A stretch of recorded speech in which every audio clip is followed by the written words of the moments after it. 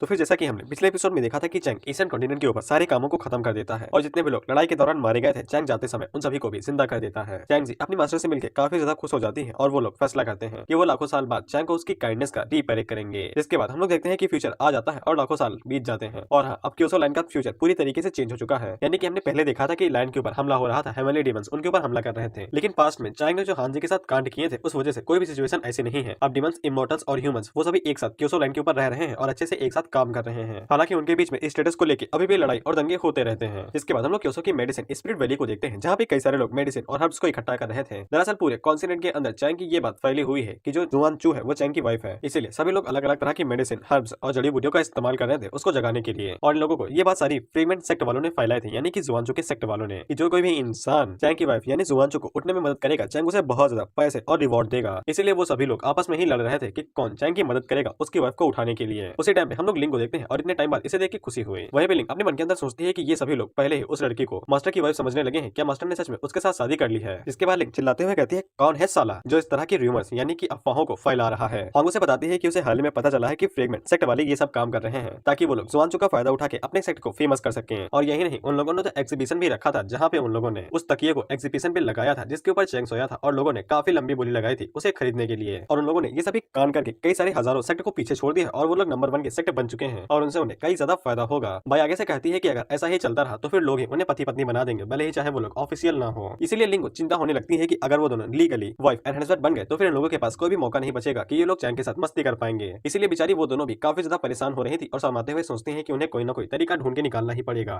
इसके बाद लिंग पीछे घूमती है और उन दोनों से कहती है कि अगर वो लोग हस्बैंड और वाइफ बन गए तो फिर वो हमें यहाँ से बाहर निकाल देंगे और तुम लोग बेशक नहीं चाहोगे कि हमें यहाँ से लात मार के बाहर निकाला जाए। इस पे वो दोनों बेचारी अपनी हाँ में सर हिलाती है और कर भी क्या सकती है। इसके बाद लिंग मुस्कुराते हुए कहती है कि उसके पास एक अच्छा तरीका है, इसीलिए वो लोग सबसे पहले मास्टर से मिलने जाएंगे। जिसके बाद हम लोग जुआनचू को देखते हैं और मेरा एक सवाल है, why she is looking so beautiful from the past. और जुआनचू के बगल में हम लोग निंग रैंग और चैंग को देखते हैं और चैंग अपने साथ एक डिवाइस लेके आया था जिसके अंदर उसने अपनी डिवाइन एबिलिटी यानी टाइम और स्पेस को डाला था। इसकी मदद से वो जुआनचू की सोल को फिर से रिपेयर करने वाला था क्योंकि उसकी सोल सेटल हो चुकी थी और वो कई टुकड़ों में बट गई थी। इसके बाद निंग रैंग चैंग को वो डिवाइस वापस देते हुए कहती है कि उसका ये डिवाइस और डिवाइन पावर कमाल की है, उसी की मदद से वो लोग सोल को ठीक करने में सक्सेसफुल हो चुके हैं। लेकिन चैंग उसे पूछता है कि अभी तक ये उठी क्यों नहीं है और कोई भी इंसान नजर क्यों नहीं आ रहे हैं। इस पे निंग रैंग उसे बताती है कि जब भी सोल को फिर से ठीक किया जाता है तो फिर बॉडी को उठने में 2 से 3 दिन लग जाते हैं और वैसे भी उन लोगों को जल्दीबाजी करने की जरूरत नहीं है। चैंग उसे कहता है कि उसने एक बार ये भी सुना है कि सोल के दोबारा से ठीक होने और वापस जिंदा होने में मेमोरी चली जाती है, तुम इसके बारे में क्या सोचती हो। जिसपे निंग रैंग आगे से हड़बड़ाते हुए कहती है कि ऐसा कभी भी नहीं होगा और उसने गलत सुना होगा, वो अपनी पूरी कोशिश करेगी कि उसकी मेमोरी ना जाए और वो बिल्कुल सही सलामत रहे। चैंग उसे ये भी पूछता है कि तुम अचानक से मेरे चेहरे के ऊपर गौर से देख रही हो, क्या हो गया है। इस पे निंग रैंग आगे से कहती है कि कुछ भी नहीं, उसने चैंग को उस बंदे में देख लिया है जिसको वो पहले से जानती थी। इसके बाद चैंग वहां से चला जाता है। यू चैन आगे बढ़ती है और वो निंग रैंग से पूछती है कि उसने गलत समझ लिया होगा, चैंग क्योसो से आता है, वो उसके एरा का नहीं है। इस पे निंग रैंग आगे से कहती है कि बेशक ये वही बंदा है जो कि एक दानव है, इसने गॉड्स के भी पसीने छुड़ा दिए थे और वो भी इसके साथ लड़ने में कतरा रहे थे और कोई भी गॉड इसके साथ दोबारा लड़ने का नहीं सोच रहा था और इसकी वजह से मुझे फ्यूचर में बहुत ज्यादा फायदा हुआ है और यहाँ तक कि पास्ट में भी इसने हमारी काफी ज्यादा मदद की थी। लेकिन मैंने इस बात को भुला दिया था कि क्योसो के अंदर भी एक बहुत बड़ा और महान गॉड रहता है। इसके बाद निंग रैंग ऊपर की तरफ देखते हुए सोचती है कि उन्होंने जो वादा 10 लाख साल पहले किया था ऐसा लगता है कि वो कल ही किया था। इसके बाद निंग रैंग अपने मन के अंदर यही सोचती है कि पता नहीं बाकी सभी लोग क्या कर रहे होंगे। इसके बाद हम लोग सैवेज लैंड कॉन्टिनेंट को देखते हैं और ये एक और नया कॉन्टिनेंट है जहाँ पे हम लोग गॉब्लिन्स की तरह कुछ मॉन्स्टर को देखते हैं और ये सभी एक्लिप्स बीस्ट के डिसेंडेंट हैं और ये लोग ये प्लानिंग कर रहे थे कि ये लोग यहाँ से जाएंगे और क्योसो के ऊपर हमला करेंगे क्योंकि उन्हें लगता है कि क्योसो एक मॉर्टल्स का लैंड है जहाँ पे गरीब और ताकतवर लोग नहीं रहते हैं, इसीलिए वो लोग उन्हें आसानी से मसल सकते हैं और रिसोर्स के लिए उनका इस्तेमाल कर सकते हैं। इसके बाद हम लोग देखते हैं कि वहाँ पे जिंगडे आती हैं और वो उन लोगों से कहती है कि वो लोग उनके साथ जरूर कॉपरेट करेंगे लेकिन उनकी एक कंडीशन है, जिसपे वो लोग आगे से कहते हैं कि अगर वो लोग उनकी मदद करते हैं तो फिर वो लोग लैंड के ऊपर जैसे ही कब्जा कर लेंगे तो फिर वो लोग रिसोर्स को आपस में बांट लेंगे, यानी कि ईस्टर्न कॉन्टिनेंट और सेवेज कॉन्टिनेंट दोनों एक साथ क्योसो के ऊपर हमला करके उसके ऊपर राज करना चाहते हैं। और इसीलिए सेवेज कॉन्टिनेंट वाले चाहते हैं कि ईस्टर्न कॉन्टिनेंट उनकी मदद करे आसपास के प्लैनेट्स के ऊपर कब्जा करने के लिए। लेकिन जिंगडे उन लोगों से कहती है कि उसने ये भी सुना है कि उनकी लिस्ट के अंदर क्योसो कॉन्टिनेंट का भी नाम है और क्या सच में वो लोग ऐसा करना चाहते हैं। जिसपे वो लोग तुरंत समझ जाते हैं कि जिंगडे यहाँ पे उन्हें रोकने के लिए आई है और वो लोग तुरंत समझ जाते हैं कि जिंगडे उनके साथ क्या करना चाहती है। इसीलिए वो लोग सीरियस होकर जिंगडे से कहते हैं कि तुम हमारे साथ क्या करने की सोच रही हो, क्या तुम हम लोगों से उस क्योसो को लेना चाहती हो और इसीलिए अचानक से तुम लोग हमारे साथ कॉपरेट करना चाहते थे। जिंगडे उन लोगों से कहती है कि सिर्फ सवाल का जवाब दो और कुछ भी नहीं। जिसपे उन लोगों के लीडर आगे से कहता है कि वो लोग यहाँ पे कई सालों से आसपास के प्लैनेट्स के ऊपर कब्जा करते हुए आ रहे हैं और अगर जिंगडे उनके साथ कुछ ऐसा करना चाहती है तो फिर बेशक वो लोग उनकी बात नहीं सुनेंगे। तो फिर जिंगडे उन लोगों से कहती है कि यहाँ पे बात करने का कोई भी रास्ता नहीं है। इसके बाद हम लोग देखते हैं कि जिंगडे के साथ जितने भी थे वो सभी आगे बढ़ते हैं और एक ही झटके में उन लोगों को मार पीट के बराबर कर देते हैं और वहाँ पे जितने भी लोग थे वो सभी अपनी शॉट्स को लेके एक एक करके काटते हुए उन लोगों को मारते जा रहे थे। वो सभी गॉब्लिन बिस्ट आगे से काउंटर अटैक करने की कोशिश तो करते हैं लेकिन इसका कोई भी फायदा नहीं था। जिंगडे के जितने भी लोग थे वो सभी भाई मॉन्स्टर थे और वो अपने पावर्स का इस्तेमाल करके उन लोगों को मसल के रख देते हैं। उनका लीडर अपने मन के अंदर सोचता है कि हमारा क्लैन मिथिकल बीस्ट का एक डिसेंडेंट है। इसके बावजूद वो लोग बैटल्स में लड़ते हैं और इनविजिबल हैं और बहादुर हैं। लेकिन उसने कभी सोचा भी नहीं था कि उसके साथी और उसके डिसेंडेंट इस तरह से छोटे मोटे बच्चों के हाथों मारे जाएंगे। और उसे समझ में नहीं आता है कि ये लोग क्योसो को क्यों बचाना चाहते हैं और क्या जिंगडे और उसके जितने भी साथी हैं क्या वो सभी क्योसो के गार्डियंस हैं। जिसके बाद उनका लीडर उन लोगों से कहता है कि अफवाह बिल्कुल सही थी, तुमने इन लोगों ने इतने सालों के अंदर कुछ भी नहीं किया है, बस क्योसो को अपने खजाने की तरह माना है। जिंगडे उससे कहती है कि हमने पहले ही कहा था कि क्योसो से दूर रहो, लेकिन तुमने माना नहीं। इस पे वो लीडर उन लोगों से कहता है कि वो लोग ऐसा दोबारा बिल्कुल भी नहीं करेंगे और वो अपने मन के अंदर सोचता है कि अभी के लिए हार मान लेना ज्यादा सही है। इसके बाद वो लोग पलटवार दोबारा करेंगे, लेकिन जिंगडे पहले से ही उसके चालाकी समझ चुकी थी और वो उनसे कहती है कि तुम्हें लगता है कि हमारे चेहरे के ऊपर सी लिखा हुआ है। इसके बाद जिंगडे के स्टूडेंट आगे बढ़ते हैं और वो एक ही बार में उस लीडर के सीने के अंदर तलवार घुसा के उसे बेहद घायल कर देते हैं, लेकिन उसे मारते नहीं है। वो लीडर जिंगडे से पूछता है कि उसका कॉन्टिनेंट बहुत ज्यादा कमजोर है, वहाँ पे मॉडल्स रहते हैं और वो इतने ज्यादा कमजोर है कि कोई भी उन्हें हरा के अपना स्लेव बना सकता है। तो फिर जिंगडे के सभी लोग उनको लिए इतनी ज्यादा रक्षा क्यों दे रहे हैं कि वो सभी लोग उनको बचाने के लिए खुद को कुर्बान करने के लिए तैयार हैं। इस पे जिंगडे आगे से जवाब देती है क्योंकि वहाँ पे कोई ऐसा रखता है जो कि इन लोगों के लिए बहुत ज्यादा जरूरी है और उसके खातिर अगर इन लोगों को मिथिकल बीस्ट के डिसेंडेंट या फिर गॉड्स को भी अपने दुश्मन बनाना पड़े तो फिर वो लोग कतराएंगे नहीं और वो लोग चैंग के खातिर किसी भी हद तक जा सकते हैं। ना ही जिंगडे बल्कि उसके पूरे डिसेंडेंट्स और उसके डिसाइपल और उसके फैमिली मेंबर्स वो सभी चैंग के खातिर मरते दम तक अपनी जिंदगी कुर्बान करने को राजी हैं क्योंकि वो चैंग को बहुत ज्यादा इज्जत देते हैं। लेकिन जिंगडे जाने से पहले उसे ये बता के जाती है कि उसके कुछ डिसाइपल पहले ही क्योसो गए हुए हैं कुछ जरूरी लोगों से मिलने के लिए, इसलिए अगर उसके लीडर की जितनी भी पार्टीज वहाँ पे गई हैं लोगों के ऊपर कब्जा करने के लिए तो फिर उन्हें वापस बुला लेना चाहिए, नहीं तो उसका परिणाम लीडर को अच्छे से पता होगा। जिससे उस लीडर को याद आता है कि जिंगडे की डिसाइपल असल में चैंगजी है जिसने आसपास के जितने भी प्लेनेट है उनके ऊपर पहले ही कब्जा कर लिया था और वो अभी के लिए बहुत ज्यादा शक्तिशाली हो चुकी है। इसलिए वो लीडर कांपते हुए अपने मन के अंदर सोचता है कि क्योसो में इनका कौन सा जरूरी इंसान रहता है जिसके लिए वो लोग खुद उससे मिलने के लिए जा रहे हैं। इसके बाद अगला सीन हम लोग देखते हैं कि चैंग के मेंशन का होता है जहाँ पे तीनों लड़कियां भागते हुए चैंग के पास आती हैं और उसे बताती हैं कि क्योसो का पहला लालटेन फेस्टिवल होने वाला है, वही लालटेन यानी कि दिया वाला। इसीलिए चैंग को उन तीनों के साथ पूरा दिन बिताना पड़ेगा और ये उन लोगों के लिए रिवॉर्ड के तौर पे होगा। वहीं पे हम लोग चैंग को देखते हैं जो कि अपने मास्टर की मसाज कर रहा था और उसके मास्टर सोचते हैं कि इतने सालों तक इस पूरे कॉन्टिनेंट को बचाने का कुछ तो फायदा हुआ। चैंग उन लोगों से कहता है कि वो आज से पहले कभी भी लालटेन फेस्टिवल के अंदर नहीं गया है और वो अपने मन के अंदर सोचता है कि आसपास के कुछ दिन ज्यादा बिजी वाले नहीं है, सारा टाइम खाली ही जाएगा, जुबान जो जल्दी ही उठने वाली है जिसके बाद मुझे रिवॉर्ड मिल जाएंगे। हम लोग देखते हैं कि लिंग आगे बढ़ती है और वो चैंग से चिपकते हुए उससे कहती है कि चैंग ने कह दिया है कि अब वो उन तीनों के साथ पूरा दिन बिताएगा, इसीलिए चैंग अपनी बातों से पीछे नहीं हट सकता है। इसीलिए चैंग को उन तीनों के साथ पूरा टाइम बिताना पड़ेगा और वो तीनों एक साथ लालटेन फेस्टिवल जाएंगे। इसके बाद लिंग चैंग को पकड़ती है और उसे कहती है कि उसके कपड़े ओल्ड फैशन हो चुके हैं, इसीलिए उन लोगों को सबसे पहले चल के मार्केट में कुछ नए कपड़े पहनने चाहिए। वहीं के चैंग के मास्टर को तुरंत पता चल जाता है कि दाल में कुछ तो काला है। जिसके अगले सीन में हम लोग देखते हैं कि चैंग किसी ढाबे के ऊपर बैठा हुआ चाय पी रहा था और वो जब अपने क्योसो को इतना शांत और हरा भरा देखता है तब उसे काफी ज्यादा खुशी होती है क्योंकि उसके पास्ट में वो सभी कांड करने की वजह से फ्यूचर पूरी तरीके से चेंज हो चुका था और हर कोई शांति के साथ यहाँ पे रह रहा था। हमें पता चलता है कि आधे घंटे पहले लिंग ने चैंग को यहाँ पे बिठा दिया था और उसे कहा था कि वो किसी काम से जा रही है और कुछ ही मिनटों में वापस आ जाएगी। चैंग बिल्कुल हमारी तरह अपने मन के अंदर सोचता है कि उसे इंतजार बिल्कुल भी नहीं हो रहा है, वो भी किसी का। उसी टाइम पे आसपास के जितने भी लोग थे वो सभी चैंग को पहचान जाते हैं और उसे अपनी अपनी मेडिसिन बताने लगते हैं। चैंग उन्हें देख के काफी ज्यादा परेशान हो जाता है और वो यही सोचता है कि वो इन लोगों से क्या कहे। लेकिन उसी टाइम पे बाई आगे बढ़ती है और वो चैंग का हाथ पकड़ के उसे अपने साथ ले जाने लगती है और वो चैंग से कहती है कि देरी से आने के लिए वो माफी चाहती है और अगर चैंग चाहे तो फिर उसे वो पनिशमेंट दे सकता है। लेकिन चैंग बाई के हाथों में एक बॉक्स को देखता है और उसे पूछता है कि ये क्या है। इस पे बाई आगे से बताती है कि इसके अंदर कुछ टूल्स हैं जो कि कल्टीवेशन के लिए बेहतरीन काम करते हैं और क्योंकि चैंग इनविंसिबल डोमेन के अंदर था इसलिए उसे सब कुछ साफ साफ दिखाई देता है और उसे पता चलता है कि बॉक्स के अंदर सच में कल्टीवेशन के लिए बेहतरीन टूल्स थे, परंतु ये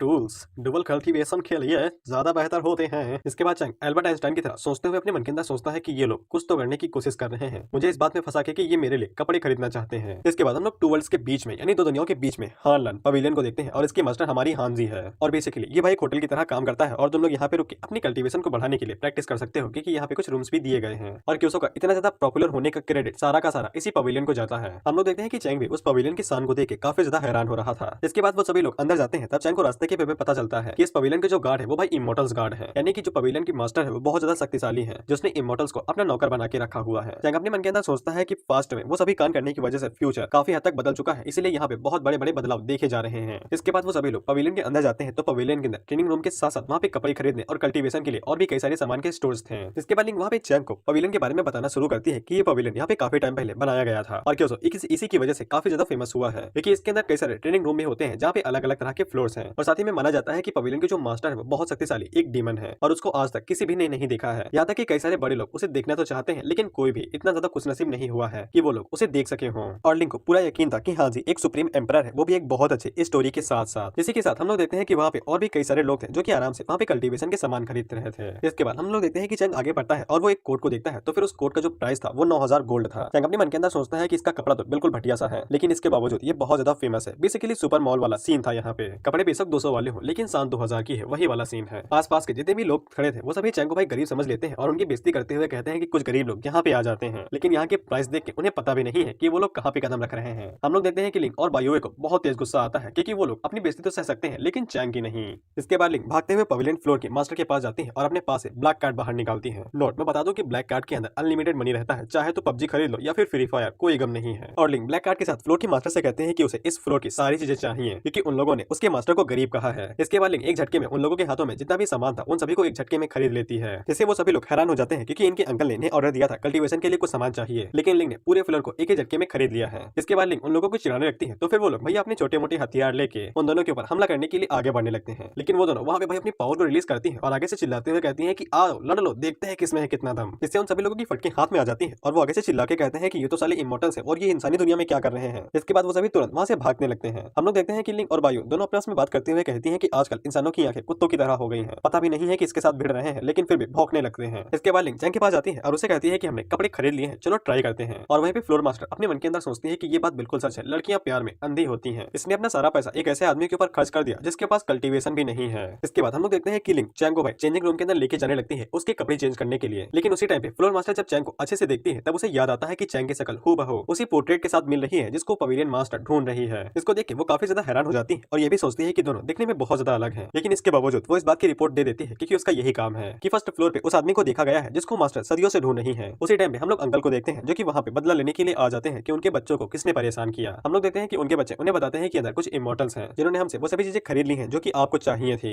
इसके बाद हम लोग हांजी के पर्सनल सर्वेंट्स को देखते हैं जो कि हांजी को बताते हैं कि पवेलियन के अंदर हमें रिपोर्ट मिली है कि जिसको हांजी ढूंढ रही है वो देखा गया है। और वो लोग हांजी से पूछते हैं कि अब आगे क्या करना है। हांजी उन लोगों से कहती है कि ढूंढने वाले दिन चले गए हैं, इसीलिए जल्दी से इमोर्टल्स गॉगल्स को पूरे पवेलियन मास्टर के अंदर फैला दो, मैं देखना चाहती हूँ कि अंदर क्या क्या चल रहा है। हम लोग देखते हैं कि इमोर्टल गॉगल्स बिल्कुल मिरर की तरह होते हैं जो कि सब कुछ दिखा सकते हैं कि अंदर क्या क्या चल रहा है। इसके बाद हम लोग देखते हैं कि हांजी को वो चीज मिल जाती है जिसके लिए वो सदियां छान रही थी और हांजी ने चैंग को ढूंढने के लिए पूरे कॉन्टिनेंट को छान मारा था, लेकिन अब जाके चैंग उसे मिला है तो फिर किन्हीं लड़कियों के साथ जिनके साथ वो मस्ती कर रहा है। इसके बाद हम लोग हांजी को पूरा देखते हैं और ये छोटी बच्ची अब बड़ी होकर एडल्ट वुमन बन चुकी है, बोले तो मिल्फ। और हांजी अपने मन के अंदर सोचती है कि अगर वो दोनों दोबारा मिलते हैं तो फिर उन दोनों के बीच का रिलेशनशिप अब क्या होगा, लेकिन इसी बीच उसे गॉगल्स के अंदर दिखाई देता है कि चैंग वहाँ पे मस्ती करने में बिजी है क्योंकि लिंक चैंग को कपड़े बदलने खुद से नहीं दे रही थी और वो खुद ही चैंग के कपड़े बदलना चाहती थी। इसके बाद वो चैंग के भाई कपड़े बदलने के लिए उसके कपड़े उतारने लगती है और तब जाके चैंग को समझ में आता है कि यहाँ पे चल क्या रहा है, कि यहाँ पे बहुत बड़ी साजिश चल रही है कि क्राइम के अंदर क्राइम करने की कोशिश की जा रही है। बाहर की तरफ हम खड़ी होकर रखवाली कर रही है कि अंदर कोई भी ना जाके और सेफ्टी बनी रहे, और अंदर की तरफ दोनों लड़कियां मिलकर चैंग के कपड़े बदल रही हैं और वो दोनों चैंग के साथ भैया गंदी हरकत करना चाहती हैं। और चैंग अपने मन के अंदर सोचता है कि ये तीनों तो जेम्स बॉन्ड की भी नौनी हो रखी है कि इन्होंने इतनी आसानी के साथ ये सभी क्राइम कर भी दिया और मुझे पता भी नहीं चला। इसके बाद चैंग उन तीनों के ऊपर चिल्लाते हुए कहता है कि तुम दोनों बहुत ज्यादा बड़ी हो गई हो जो मेरे साथ इस तरह का क्राइम करने की कोशिश कर रही हो। इसमें बायू आगे से कहती है कि ये सारी गलती लिंक की है, उसी के शैतानी दिल के अंदर ये सभी सुझाव आए थे, इसीलिए अगर चैंग को भाई पनिशमेंट देनी है तो फिर बायू को दी जाए, ना कि लिंक को। इसमें लिंक की कोई भी गलती नहीं है, वो तो बेचारी बहुत प्यारी है। लिंक अपने मन के अंदर सोचती है कि ये कितनी चालाक है, सारी पनिशमेंट खुद ही लेना चाहती है। इसके बाद बायू आगे बढ़ती है जिसके अंदर कल्टीवेशन के टूल्स रखे थे और उस डिब्बे को खोल के चैंग से कहती है कि चैंग जो भी पनिशमेंट बायू को देगा बायू उन सभी को सहन करेगी। चैंग शुरुआत में तो कहता है क्या बकवास है, लेकिन बाद में चाबुक उठा के कहता है कि तुम्हारे लिए मेरे मन में कोई भी रिस्पेक्ट नहीं है, इसीलिए मैं पनिशमेंट देना तो नहीं चाहता था लेकिन अब देना पड़ेगा। बेसिकली ट्रक की वजह से उसकी नाक से खून भी आ रहा था। इसके बाद बायू पोजीशन ले लेती है और वो अपने मन के अंदर सोचती है कि इस बात को काफी ज्यादा टाइम हो चुका है कि जब चैंग ने उसे पनिशमेंट दी है। इसके बाद चैंग भाई आगे बढ़ता है और बायू को वो देना शुरू करता है जो बायू को चाहिए था। इसके बाद बायू आगे से आवाजें निकालने लगती है और वो बेचारी इतना ज्यादा चीख रही थी कि लिंक और होंग बेचारी दोनों डर जाती है और आपस में डरने लगती है कि उनका अगले नंबर ना लग जाए। और वहीं पे चैंग पूरे मजे ले रहा था। उन दोनों से बायू का दर्द देखा नहीं जाता है और वो दोनों बायू से कहती है कि मास्टर बहुत ज्यादा गुस्से में है और तुम बेहद ज्यादा दर्द में हो, क्यों ना हम लोग तुम्हारी जगह ले लेती हैं। लेकिन बायू आगे से कहती है कि बिल्कुल भी नहीं, मुझे ये सब नहीं चाहिए। इससे वो दोनों और ज्यादा हैरान हो जाती हैं कि बायू उनके लिए ये सब कुछ अकेले सह रही है। जिसके बाद हम लोग देखते हैं कि चैंग आगे बढ़ता है और वो ताबूत से कोई खतरनाक चीज बाहर निकालते हुए बायू से कहता है कि बायू बहुत ज्यादा अजीब है और अगर बायू चैंग को सब कुछ सच नहीं बताएगी तो फिर चैंग आगे से वायलेंस का इस्तेमाल करेगा। इसके बाद चैंग वहाँ पे एक रस्सी को बाहर निकाल लेता है और हंसते हुए बायू की तरफ देखने लगता है। वहीं पे लिंक चैंग से कहती है कि बायू कांप रही है, उसको छोड़ दो। लेकिन हम लोग देखते हैं कि चैंग आगे बढ़ता है और वो बायू को भाई रस्सियों में बांधने लगता है। उसी टाइम में हम लोग हांसी को देखते हैं जो कि भाई गॉगल से ये सब कुछ देख रही थी और उसे बहुत तेज गुस्सा आ रहा था क्योंकि हांसी ने ये सब इमेजिन करके रखा हुआ था कि जब वो चैंग से मिलेगी तब चैंग भाई मजनू की तरह उसके पैर में गम में डूबा हुआ होगा और शराब पी रहा होगा, लेकिन चैंग तो यहाँ पे अलग ही मजे में है। इसके बाद हांसी खुद से कहती है कि तुम बहुत ज्यादा कमीने हो, मैं तुम्हें बताऊंगी कि असली दर्द क्या होता है। इसके बाद वो अपने पोर्टल का इस्तेमाल करती है और पोर्टल के जरिए चैंग के पास जाने के लिए आगे बढ़ने लगती है। इसके बाद हम लोग यिन दाओ को देखते हैं और ये 5th फ्लोर की मास्टर है। हम लोग देखते हैं कि यिन दाओ आगे से कहती है कि पवेलियन मास्टर यानी कि हांजी काफी टाइम से चैंग को ढूंढ रही थी और वो उसके साथ मिलना चाहती है, इसीलिए वो लोग इस मौके को जाने नहीं दे सकते हैं और उन्हें पहले ही चैंग के साथ मीटिंग फिक्स करनी पड़ेगी।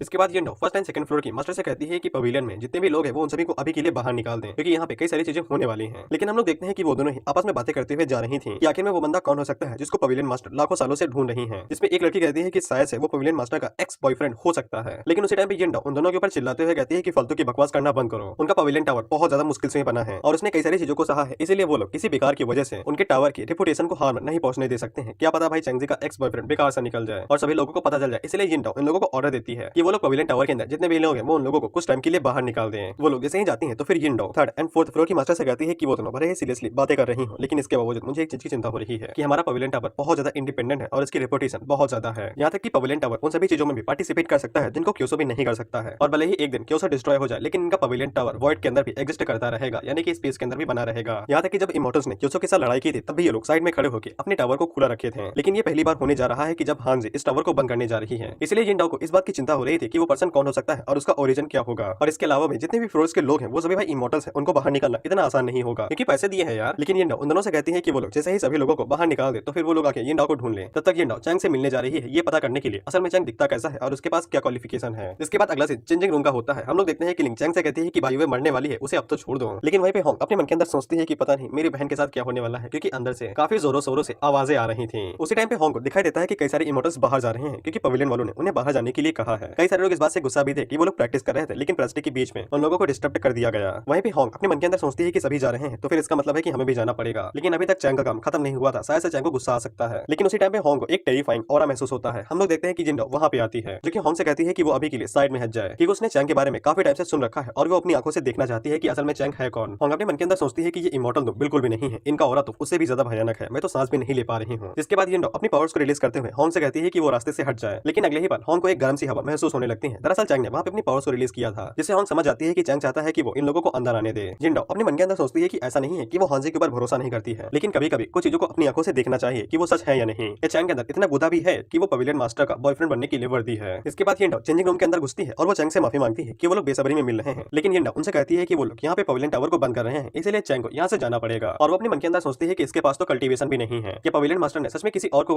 गलत समझ लिया है, इसके पास तो कल्टीवेशन भी नहीं है, ये कैसे पूरे वर्ल्ड के ऊपर कब्जा कर सकता है और उन्हें हरा सकता है, ये बस क्योसो का एक ऑर्डिनरी बंदा है। लेकिन उसी टाइम पे भाई चैंग आगे से उन्हें घूरते हुए कहता है तो क्या, अभी मैं बहुत ज्यादा बिजी हूँ इसीलिए मैं यहाँ से नहीं जाऊंगा, और रही बात तुम्हारे ऑफर की तो मैं उसको मना नहीं करूंगा, मैं तुम्हारे मास्टर से जरूर मिलूंगा। जिससे उन सभी का भाई दम घुटने लगता है और वो सभी अपने घुटनों पे आ जाते हैं और अपने मन के अंदर सोचते हैं कि इसकी कल्टीवेशन इतनी ज्यादा है कि ये इमोर्टल एम्परर के लोगों को भी सफोकेट करवा सकता है, हमारी आंखें अंधी थी जो हमने इसे पहचाना नहीं। इसके बाद ये चैंग से कहती है कि उसकी मास्टर चैंग से मिलना चाहती है क्योंकि वो काफी टाइम से चैंग को ढूंढ रही थी। चैंग उन लोगों से कहता है ठीक है मैं उसे मिलूंगा, अभी के लिए तुम लोग यहाँ से दफा हो। इसके बाद ये और उसके साथी बाहर निकलते हैं और चैंग को परेशान करने के लिए डर के मारे उससे माफी मांगते हैं। हम इस बात से काफी ज्यादा हैरान हो जाती है कि इमोर्टल लेवल के एम्परर को भी चैंग के सामने झुकाना पड़ता है। इसके बाद अगला सीन बाहर का होता है। हम लोग देखते हैं कि सेकंड और फर्स्ट फ्लोर की मास्टर दोनों उन लोगों से माफी मांगती हैं कि उन्हें बेफालतू में ही पवेलियन मास्टर से बाहर निकाला जा रहा है, लेकिन वो सभी लोग आगे से नाराज हो रहे थे और वो कहते हैं कि वो लोग जब चाहे तब पवेलियन टावर को ऐसे थोड़ी ना बंद कर सकते हैं, उनके डिस्टर्ब करने की वजह से उनकी कल्टीवेशन में गिरावट आ गई है। और वो लोग ये भी बात कहते हैं कि वो लोग ऐसे ही बाकी सभी स्टारफील्ड वाले लोगों को नाराज नहीं कर सकते हैं। इस पे सेकंड मास्टर आगे बढ़ती है और वो उन लोगों से कहती है कि वो लोग इस बात के लिए काफी ज्यादा शर्मिंदा है, लेकिन उन्हें ऐसा कर पा रहा है क्योंकि पवेलियन मास्टर ने ये ऑर्डर दिया है। और रही बात कंपनसेट की तो वो लोग उन्हें कंपनसेट जरूर करेंगे। हमें पता चलता है कि ये लोग सनराइज कॉन्टिनेंट से हैं और लिंग ने इन्हीं लोगों से उस सामान को चुराया था और यही वो अंकल है। उसका सर्वेंट उसे कहता है कि वो लोग अब क्या करेंगे, जिन लोगों ने उनसे वो सामान छीना था वो लोग पता नहीं कहाँ गए हैं। लेकिन उसी टाइम पे हम लोग होंग को देखते हैं जो अपने मन के अंदर सोचती है कि सभी लोग यहाँ से जा रहे हैं सिर्फ हम लोगों को छोड़ के। तभी एक लड़की की नजर होंग के ऊपर पड़ जाती है और वो आगे से कहता है कि वो लोग अभी भी अंदर है, उन्हें भी तो बाहर निकालो। इस पे फर्स्ट फ्लोर की मास्टर कहते हैं कि वो लोग ऐसा नहीं कर सकते हैं। इसके बाद हम लोग देखते हैं कि सनराइज कॉन्टिनेंट वाले अपने अंकल को बता देते हैं कि ये उन लोगों में से एक थे जिन्होंने इनके ट्रेजर्स को छीना था। जिस पे उसके मुंह के ऊपर मुस्कान आ जाती है और वो आगे बढ़ते हुए कहता है कि सभी को इक्वली ट्रीट किया जाए।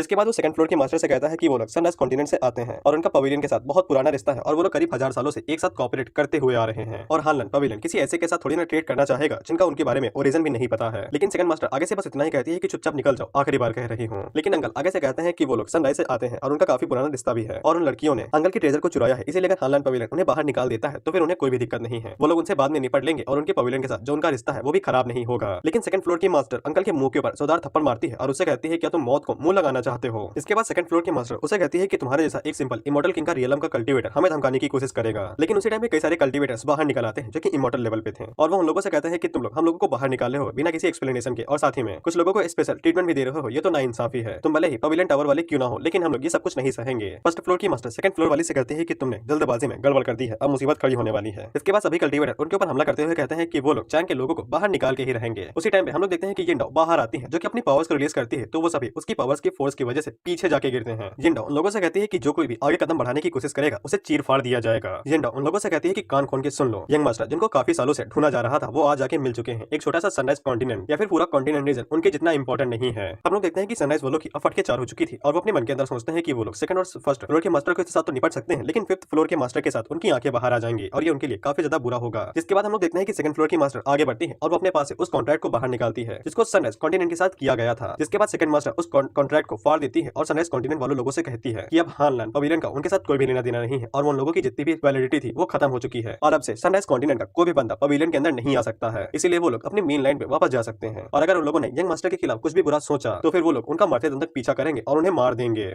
इसके बाद कुछ लोग सनराइज कॉन्टिनेंट वालों से अलग हो जाते हैं और वो उन लोगों से कहते हैं कि इन लोगों ने उन्हें प्रवोक किया था यहाँ पे ये सब बवाल करने के लिए। सनराइज कॉन्टिनेंट वाले आगे से कहते हैं कि तुम भी लोग तो यहाँ पे बहुत बड़ा बवाल करना चाहते थे, अब इल्जाम हमारे ऊपर क्यों लगा रहे हो। लेकिन वो लोग आगे बढ़ते हैं और सनराइज कॉन्टिनेंट वालों को मारपीट के बराबर कर देते हैं और उनसे कहते हैं कि दोषी तुम हो और इल्जाम हमारे ऊपर लगा रहे हो। इसके बाद वो लोग उनकी अच्छी खासी खातिरदारी करते हैं और उन्हें मारपीट के एक बराबर करने के बाद उन लोगों के सामने जाके डाल देते हैं और वो लोग उन लोगों से माफी मांगते हुए कहते हैं कि उन्हें नहीं पता था कि इंपॉर्टेंट पर्सन अंदर है, नहीं तो वो लोग ऐसा कभी भी नहीं करते हैं। इसके बाद हम लोग होंग को देखते हैं जो कि साइड में खड़ी होकर ये सब कुछ देख रही थी और वो अपने मन के अंदर सोचती है वाह कितना अच्छा ड्रामा है, जरूर मास्टर को इस बारे में बताना पड़ेगा। इसके बाद हम लोग यूएची लैंड को देखते हैं जहाँ पे हम लोग देखते हैं कि जुआनचो की बॉडी अब हील हो चुकी थी और वो उठने ही वाली थी, लेकिन उसी टाइम पे निंगरैंग को आसमान में दिखाई देता है कि टेलीपोर्टेशन वहाँ पे शुरू हो गई है, यानी कि यहाँ पे कोई आने वाला था। लेकिन उसी टाइम पे उसके सर्वेंट निंगरैंग को बताती है कि जुआनचो की बॉडी हिलना शुरू हो गई है, यानी कि वो जागने वाली थी और साथ ही में एक और टेलीपोर्टेशन आ रहे किसी और जगह पे भी अपीयर हुई थे। बेसिकली यहाँ से तो गॉड आने वाले हैं जिनके साथ नया आर्क शुरू होगा। इसके बाद हम लोग देखते हैं कि चैंग ने बाईवे को उसकी पनिशमेंट दे दी थी, लेकिन चैंग जाते हुए कहता है कि आज मैं थोड़ा सा जल्दी में था इसलिए मैंने पनिशमेंट पूरी तरीके से नहीं दी है और अगली बार तुम्हें इससे ज्यादा कठोर पनिशमेंट मिलेगी। और वहीं पे बाईवे अपने मन के अंदर सोचती है कि पता नहीं उसे अगली बार कब ये सुनहरा मौका मिलेगा कि चैंग उसे फिर से पनिशमेंट देगा। इसके बाद हम लोग देखते हैं कि चैंग आगे बढ़ता है और वो अपने नए कपड़ों को पहन लेता है और वो अपने मन के ये सोचता है कि जुआनचो बस उठने ही वाली है। हम लोग जिन डाओ को अपने मन के अंदर देखते हैं और वो कहती है कि ये बात सच है कि पवेलियन मास्टर कभी भी इसे नहीं भुला सकेंगी, ताकत के साथ साथ इसके लुक्स भी काफी अलग है। पवेलियन मास्टर तो क्या कोई भी वुमन इसे लंबे टाइम तक नहीं भुला सकती है। लेकिन येंडाओ की मन की बात दरअसल लिंग और होंग सुन लेती है और वो घूरते हुए उसे देखने लगती है। ये सुन के होंग और लिंग दोनों भाई आगे बढ़ती हैं और चैंग को कसके पकड़ लेती हैं और अपने मन के अंदर सोचती हैं कि चैंग सिर्फ उनका है, कोई भी उनसे इसको नहीं छीन सकता है। लेकिन उसी टाइम पे चैंग को महसूस होता है कि जुआनचो की बॉडी के पास एक टेलीपोर्टेशन अरे महसूस हुई है और चैंग को ऐसा लगने लगता है कि वहाँ पे कोई एनिमी आ चुका है। हम लोग देखते हैं कि येंडाओ आगे बढ़ती है और वो चैंग से कहती है कि ये एनर्जी पवेलियन मास्टर की होगी, शायद से वो यहाँ पे आने ही वाली है। लेकिन उसी टाइम पे चैंग वहाँ से गायब हो जाता है और वो जाते हुए कहता है कि वो हांजी से बाद में मिलेगा, अभी के लिए उसे जरूरी काम करने जाना है। जिससे येंडाओ काफी ज्यादा परेशान हो जाती है और वो अपने मन के अंदर सोचती है कि अब वो हांजी से क्या कहेगी कि चैंग यहाँ से एक पल में गायब हो गया है। लेकिन उसी टाइम पे हम लोग देखते हैं कि हांजी वहाँ पे आ जाती है। लिंग अपने मन के अंदर सोचती है तो ये पवेलियन मास्टर है, कितनी खूबसूरत औरत है। जिसके बाद हांजी उन लोगों से पूछती है कि चैंग कहाँ गया, वो तो मेरा यहाँ पे इंतजार कर रहा था। जिस पे येंडाओ काफी डर जाती है और वो आगे से कुछ भी नहीं कह पा रही थी क्योंकि हांजी भाई बहुत शक्तिशाली डीमन है इतने टाइम पे। लेकिन लिंग को किस बात कर रहा था, वो भाई एकदम आगे बढ़ती है और वो हांजी से पूछती है कि वो चैंग को क्यों ढूंढ रही है। हांजी को ये जान के काफी ज्यादा खुशी होती है कि जो लिंग है उसकी कोई स्वीटहार्ट नहीं है बल्कि उसकी डिसाइपल है। इसके बाद हांजी आगे बढ़ती है और वो लिंग के सर के ऊपर हाथ रख के उसे कहती है कि मैं तुम्हारे मास्टर की अनमैरिड वाइफ हूँ, इसलिए तुम मुझे मास्टर की वाइफ समझ सकती हो। इससे लिंग का मुंह तो खुल ही जाता है और साथ में वहाँ पे जितनी भी लड़कियां खड़ी थी उन सभी का भी बड़ा सा मुंह खुल जाता है और वो काफी हैरान हो जाती हैं। बेसिकली वो सभी इस बात से हैरान हो गई थी कि इन दोनों के बीच में शादी तो नहीं हुई लेकिन गुचम गुचाई हो गई है। इसके बाद हांजी को भी पता लग जाता है कि वो यहाँ पे अकेली नहीं आई है, चैंगजी भी यहाँ पे आने वाली है। इसके बाद वो वहाँ पे जाते हुए उन लोगों से कहती है कि अगर यकीन नहीं है तो फिर मेरे साथ चलो, मैं तुम लोगों को वेरीफाई कर देती हूँ कि मैं ही उसकी अनमैरिड वाइफ हूँ। इधर हम लोग देखते हैं कि निंगरैंग चैंगजी से पूछती है कि तुम यहाँ पे क्यों आई हो। इस पे चैंगजी उसे बताती है कि जो कंपटीशन यहाँ पे होने वाला है जिसको गॉड्स कंडक्ट करने वाले हैं वो कुछ टाइम के लिए रुक गया है, इसलिए चैंगजी ने सोचा क्यों ना वो अपनी छोटी बहन निंगरैंग से मिलने। चैंगजी निंगरैंग से कहती है कि वो यहाँ पे इसलिए नहीं आना चाहती थी क्योंकि इसे अभी भी लगता था कि वो चैंग को इंप्रेस नहीं कर पाएगी, लेकिन अब चैंगजी को लगता है कि वो चैंग को इंप्रेस कर सकती है। उसी टाइम पे हम लोग चैंग को देखते हैं जो कि ऊपर से वो भी यही सोचता है कि ये यहाँ पे क्यों आई है और वो बस यही उम्मीद करता है कि चैंगजी कुछ गड़बड़ ना करे और उसे जुआनचो के बारे में पता न लगे। इसके बाद चैंगजी आगे से मुस्कुराते हुए कहती है कि अब चीजें थोड़ी सी अलग है। अब चैंगजी को पूरा यकीन है कि वो चैंग का पीछा कर सकती है और उसके साथ रह सकती है। हम लोग देखते हैं कि निंगरैंग जुआनचो की तरफ देखते हुए अपने मन के अंदर सोचती है कि ये अभी भी चैंग के पीछे दीवानी है, अगर इसे जुआनचो के बारे में पता लग गया तो फिर ये जुआनचो के साथ कुछ भी कर सकती है। हम लोग देखते हैं कि चैंगजी निंगरैंग से पूछती है कि तुम उस तरफ क्यों देख रही हो, वो आखिर है कौन। जिसपे निंगरैंग आगे से घबराते हुए कहती है कि वो जुआनचो है, उनकी क्लैन की सबसे सुंदर लड़की और ये उनके क्लैन की प्राइड है, लेकिन वो काफी टाइम से कोमा में है और अभी तक उठी नहीं है। चैंगजी आगे से कहती है कि ये काफी ज्यादा सुंदर है। इस पे निंगरैंग आगे से कहती है कि हाँ ये सबसे ज्यादा सुंदर है क्योंकि ये हमारे पूरे जियांग फैमिली की सबसे ज्यादा सुंदर औरत है और हम लोग इसे बहुत ज्यादा सपोर्ट करते हैं। चैंगजी आगे से कहती है कि दिक्कत तुम्हारे स्पेल में नहीं है, दरअसल तुम्हारा स्पेल अभी तक अपनी हाई लेवल की रीच पे नहीं पहुंचा है और भले ही इन लोगों के पास डिवाइन पावर क्यों ना हो, लेकिन इसके बावजूद जब जुआनचो उठेगी तब वो अपनी पुरानी मेमोरी यानी कि चैंग वाली वो सभी खो देगी, इसीलिए इन लोगों को अच्छे से ट्रिक का इस्तेमाल करना पड़ेगा। इसके बाद हम लोग देखते हैं कि चैंगजी अपनी डिवाइन एबिलिटी का इस्तेमाल करती है और वो जुआनचो की सोल को फिर से रिपेयर कर देती है और वो जुआनचो को ठीक करते हुए निंगरैंग से कहती है कि अगर किसी की जिंदगी बचानी हो तो फिर उन्हें सोल को रिपेयर करते समय उनकी यादों के समंदर के अंदर छलांग लगानी ही पड़ती है और अगर किसी को बचाने के लिए उनकी यादों के अंदर झांका जाए तो इसमें कोई भी बुराई नहीं है। इसके बाद निंगरैंग चैंगजी से कहती है कि वो जब भी सोल स्पेल का इस्तेमाल करे तो फिर इसे इस बात के ऊपर ध्यान देना है कि वो उसे अच्छी तरह से परफेक्ट कर ले, नहीं तो इससे जो लोग ठीक होने वाले हैं वो लोग अपनी पुरानी यादों को खो सकते हैं और ये काफी ज्यादा दर्दनाक हो सकता है। निंगरैंग इस बात से काफी ज्यादा खुश हो जाती है कि चैंगजी ने जुआनचू को उठा दिया, नहीं तो चैंग उसे मार ही देता। हम लोग देखते हैं कि जुआनचू को जैसे ही सोल आता है तो फिर वो पूछने लगती है कि चैंग कहाँ पे है, क्योंकि चैंग अभी भी लड़ाई लड़ रहा होगा, इसीलिए मुझे उसके साइड पे जाना पड़ेगा। निंगरैंग उसे कहती है कि वॉर पहले ही खत्म हो चुकी है और चैंग बिल्कुल ठीक है, इसलिए तुम्हें खुद के ऊपर ध्यान देना चाहिए, तुम अभी भी जागी हो। इसके बाद निंगरैंग चैंगजी को शुक्रिया कहती है जुआनचू को ठीक करने के लिए, और वो अपनी और फैमिली की तरफ से और साथ ही में चैंग की तरफ से उसे शुक्रिया कहती है। लेकिन चैंगजी निंगरैंग से कहती है कि तुम कर रही हो ये तो ठीक है, लेकिन चैंग मुझे शुक्रिया क्यों कहेगा। उसी टाइम पे यू चैन आगे बढ़ती है और वो चैंगजी को बताती है कि तुमने जुआनचू को ठीक किया है जो कि चैंग की वाइफ है, इसलिए चैंग बेशक तुम्हें शुक्रिया कहेगा। निंगरैंग जल्दी से आगे बढ़ती है और वो यूचैन के मुंह के ऊपर हाथ रखे उसे कहती है कि ये बेफालतू में ही बोलती है, ये हमारी घर की पेशेंट है, इसका दिमाग ठीक से काम नहीं करता है। लेकिन चैंगजी जैसे ही सुनती है वाइफ तो फिर उसका चेहरा सीरियस हो जाता है। उसी टाइम पे वहाँ पे चैंग भी आ जाता है और वो भी काफी परेशान हो रहा था कि अब क्या होने वाला है। उसी टाइम पे जुआनचू आगे बढ़ती है और वो भागते हुए चैंग के पास जाके उसे गले लगा लेती है और उसे रोते हुए कहती है कि वो वापस आ गई है। उसी टाइम पे हम लोग देखते हैं कि वहाँ पे एक और टेलीपोर्टेशन सर्कल खुलता है और उसके अंदर से हानजी बाहर निकलती है, जो कि लिंग से कह रही थी कि तुम अभी भी यकीन नहीं करोगी, लेकिन मैं तुमसे उसे खुद ही पूछवाती हूँ कि मैं उसकी पहली वाइफ हूँ जिसका उसके साथ पहला रिलेशनशिप था। लेकिन हानजी जैसे ही चैंग को जुआनचू के साथ लिपटा हुआ देखती है तब उसकी आंखें सीरियस हो जाती हैं। उसी टाइम पे सिस्टम भी आगे बढ़ता है और वो चैंग से कहता है कि उसे अशुरा फील्ड का एक नया मिशन मिला है कि उसे चैंगजी, जुआनचू और हानजी इन तीनों को एक साथ लाना है और ये तीनों बहनों की तरह एक साथ रहनी चाहिए, क्योंकि चैंग इनके साथ अच्छे से रिलेशनशिप बनाएगा। बेसिकली चैंग को अपना हारम बनाना था जहाँ पे किसी भी लड़की को किसी से जलन नहीं होनी चाहिए और सबको ऐसा ही लगना चाहिए कि चैंग उनसे सच में शिद्दत वाला प्यार करता है। खैर चैंग अब तो फटके चार होने वाले थे क्योंकि सिस्टम ने उसे ये मिशन भी दिया है जो कि काफी खतरनाक है, क्योंकि ये बात तुम भी जानते हो कि लड़कियों को मनाना प्लैटिनम ढूंढने से ज्यादा मुश्किल होता है।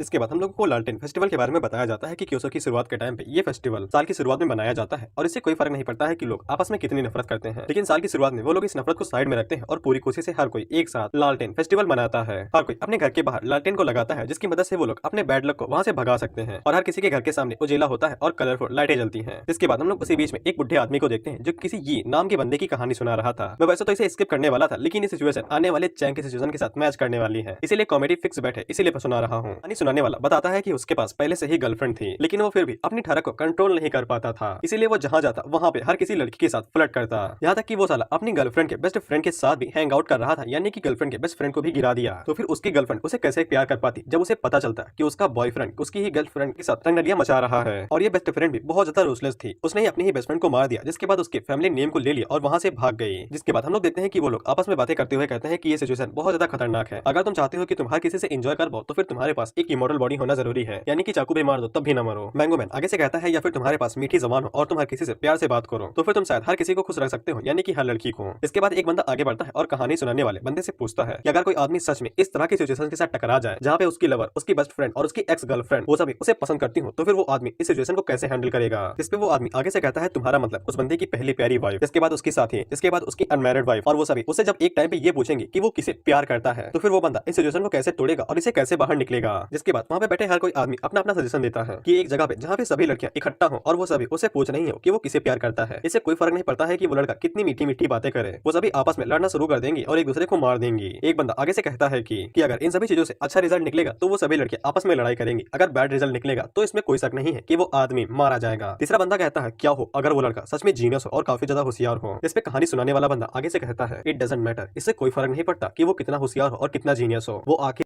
अपनी कबर खोदने वाला है। और यही हाल इस समय हमारे चैंग के थे और सिस्टम ने चैंग को ये काम भी दिया था कि चैंग को तीनों लड़कियों को एक साथ लाना है, नहीं तो उसके मिशन फेल हो जाएंगे। जिसके बाद हम लोग देखते हैं कि चैंग ने एक कप को पीने के लिए उन्हें दिया था, लेकिन वो तीनों आपस में ही लड़ने लगती है कि चैंग ने ये कप उनमें से किसी एक को दिया है। चैंग देखता है कि माहौल गर्म होते हुए जा रहा है, इसीलिए वो तुरंत कप को वापस ले लेता है और खुद ही पी लेता है और उनसे कहता है कि ये किसी के लिए नहीं था। उसी टाइम पे हम लोग कमरे के बाहर चारों लोगों को देखते हैं जो कि अंदर झांक रहे थे। लिंग कहती है कि मास्टर की लाइफ का सबसे भयानक काउंटर यानी कि मुलाकात यही होने वाली है। उम्मीद करती हूँ कि उन्हें इस बारे में नहीं पता चलेगा कि हम तीनों ने एक साथ मिलकर मास्टर के साथ क्या क्या कांड किए हैं। मायूवे कहती है कि ना ही पता चले वही बेहतर है, नहीं तो उससे भी बड़ी पनिशमेंट मिल सकती है। लेकिन उन तीनों को अभी भी समझ में नहीं आया था कि चैंग का इन तीनों के साथ कौन कौन सा रिलेशनशिप है। वो सभी आपस में बात करते हुए कहती है कि यहाँ का माहौल तो कुछ ज्यादा ही भयानक होते जा रहा है। जिंडा आगे से कहती है कि उसने काफी टाइम तक फाइटिंग की है और वो कई बार जिंदगी और मौत के बीच में आके खड़ी हो गई है, लेकिन इन तीनों को ऐसे देखते हुए उसे ऐसा लगता है कि उसने कभी इस तरह की चीजों को सहन भी नहीं किया है और चैंग के हालात अभी गंभीर से भी गंभीर है। जिसके बाद हम लोग देखते हैं कि हानजी पहल करती है और वो सबसे पहले गुस्से में कप को तोड़ती है और वो चैंग से कहती है कि तुम हमें कब मिलवाने वाले हो इन बाकी औरतों से। और तुमने कभी मुझे बताया नहीं कि तुम्हारा रिश्ता बाकी औरतों के साथ भी है। सिस्टम चैंग से कहता है बॉस संभल के, अगर आपने इसका जवाब दिया तो फिर इसका मतलब ये हुआ कि यही विच आपकी असली वाइफ है। चैंग सिस्टम से कहता है कि मुझे इसके बारे में पहले से ही पता है, ज्यादा फालतू की बातें मत करो। चैंग जी अपनी बहन हांजी से कहती है क्या तुम्हें याद नहीं है कि हम लोग कौन है? अगर चाहो तो मैं तुम्हारी मदद कर सकती हूँ कि तुमने बचपन में कौन कौन से कांड किए थे इसके साथ उन्हें याद दिलाने में। इस पे हांजी आगे से कुछ भी नहीं कह पाती है। इसके बाद चैंग से कहती है कि वो यहाँ पे काफी टाइम से नहीं थी और कई सालों तक चैंग को अकेला छोड़ के चली गई, इसीलिए चैंग कई सारी लड़कियों की वजह से फिसल चुका है। लेकिन चैंग जी अब वापस आ चुकी है और अब वो चैंग को छोड़ के कभी भी नहीं जाएगी। उसी टाइम पे हांजी चिल्लाते हुए कहती है कि तुमने कई सालों से चाय बनाना भी नहीं सीखा है और तुम्हारे वापस आने का क्या मतलब है? ऐसा है कि जैसे कि तुम्हें चैंग ने पहचान लिया है। लेकिन चैंग जी उसे कहती है कि तुम्हें मुझसे कोई भी लेना देना नहीं है और मुझे चाय बनाती आनी है या नहीं आती है इससे तुम्हारा कोई लेना देना नहीं है। इसके बाद भाई जुआन जो आगे बढ़ती है और वो चैंग से कहती है हस्बैंड कि हम दोनों के बीच में जो रिलेशनशिप था क्या वो सब कुछ नकला था। इससे भाई चैंग के दिल में दर्द होने लगता है और वो आगे से कहता है कि ऐसा कुछ भी नहीं है और वो अपने मन के अंदर सोचता है कि ये सूरा फील्ड ये मिशन बहुत ज्यादा मुश्किल है। इसके बाद तीनों लड़कियां फिर से आगे बढ़ती हैं और वो चैंग के ऊपर प्रेशर डालने लगती हैं कि चैंग तीनों में से किसी एक को चुने और उसकी चॉइस बिल्कुल सही होनी चाहिए। चैंग सिस्टम को पकड़ता है और उसके ऊपर चिल्लाते हुए कहता है ये तीनों एक दूसरे को चाकू घुसेड़ के मार देंगी, कुछ तो कहो, मैं इनको कैसे एक साथ लाऊं और इन्हें कैसे दोस्त बनाऊं। सिस्टम आगे से चिल्लाते हुए कहता है कि शांत हो जाओ भाई, वो बस तुम्हारे साथ रात बिताना चाहती है और कुछ भी नहीं। जिससे चैंग निराश होकर साइड में आ जाता है, जिसके बाद उसे एक आइडिया आ जाता है। दरअसल चैंग ने ये सोचा था कि ये तीनों यहाँ पे इकट्ठा तो है लेकिन इन्हें एक तीनों से कोई भी फर्क नहीं पड़ता है कि कौन किससे बात कर रहा है। सब कुछ चैंग के ऊपर डिपेंड करता है और उसके एटीट्यूड के ऊपर वो कैसे इन सभी चीजों को एक्सप्लेन करता है। अगर वो सही से एक्सप्लेन करता है तो फिर सब कुछ ठीक रहेगा, अगर वो गलती से एक्सप्लेन करता है तो फिर कंफ्यूजन बढ़ेगा और एक दूसरे को मार दिया जाएगा। उसी टाइम पे हम लोग हांसी को देखते हैं जो कि आगे से एक मैजिक ट्रिक का इस्तेमाल करती है। दरअसल इस ट्रिक का इस्तेमाल तब किया जाता था जब हांसी चैंग से आर्टिफैक्ट को चुराना चाहती थी, लेकिन ये ट्रिक हर किसी के ऊपर सेम ही तरीके से काम करती है, फिर वो चाहे लड़का हो या लड़की। इसके बाद हांसी वहाँ पे स्पेशल आर्ट चार्मिंग हार्ट को रिलीज करती है और मैं इसके बारे में बता दूं तो इसकी मदद से लोग कंफ्यूज हो जाते हैं और स्पेल कास्टर यानी कि हांसी से प्यार करने लगेंगे। यानी कि चैंग अगर इसमें इफेक्ट हुआ तो फिर वो हांसी से ही बात करेगा, बाकी दोनों को पत्ता कट जाएगा। लेकिन सिस्टम चैंग को बता देता है कि उसके ऊपर स्पेल का कोई भी इफेक्ट नहीं हुआ है और वो बिल्कुल फ्री है और हांसी को इसके बारे में पता भी नहीं चला है। इसके बाद चैंग आगे बढ़ता है और वो हांसी का हाथ पकड़ लेता है और चैंग यहाँ पे बाबा वाले ट्रिक का इस्तेमाल करने वाला है। इसका मतलब ये होता है कि तुम्हें बेहतर फील करा के खुद पैसे कमाना। अगर मैं तुम लोगों से कहूँ यू आर द गोट तो तुम मेहनत करके बहुत सारे पैसे कमा सकते हो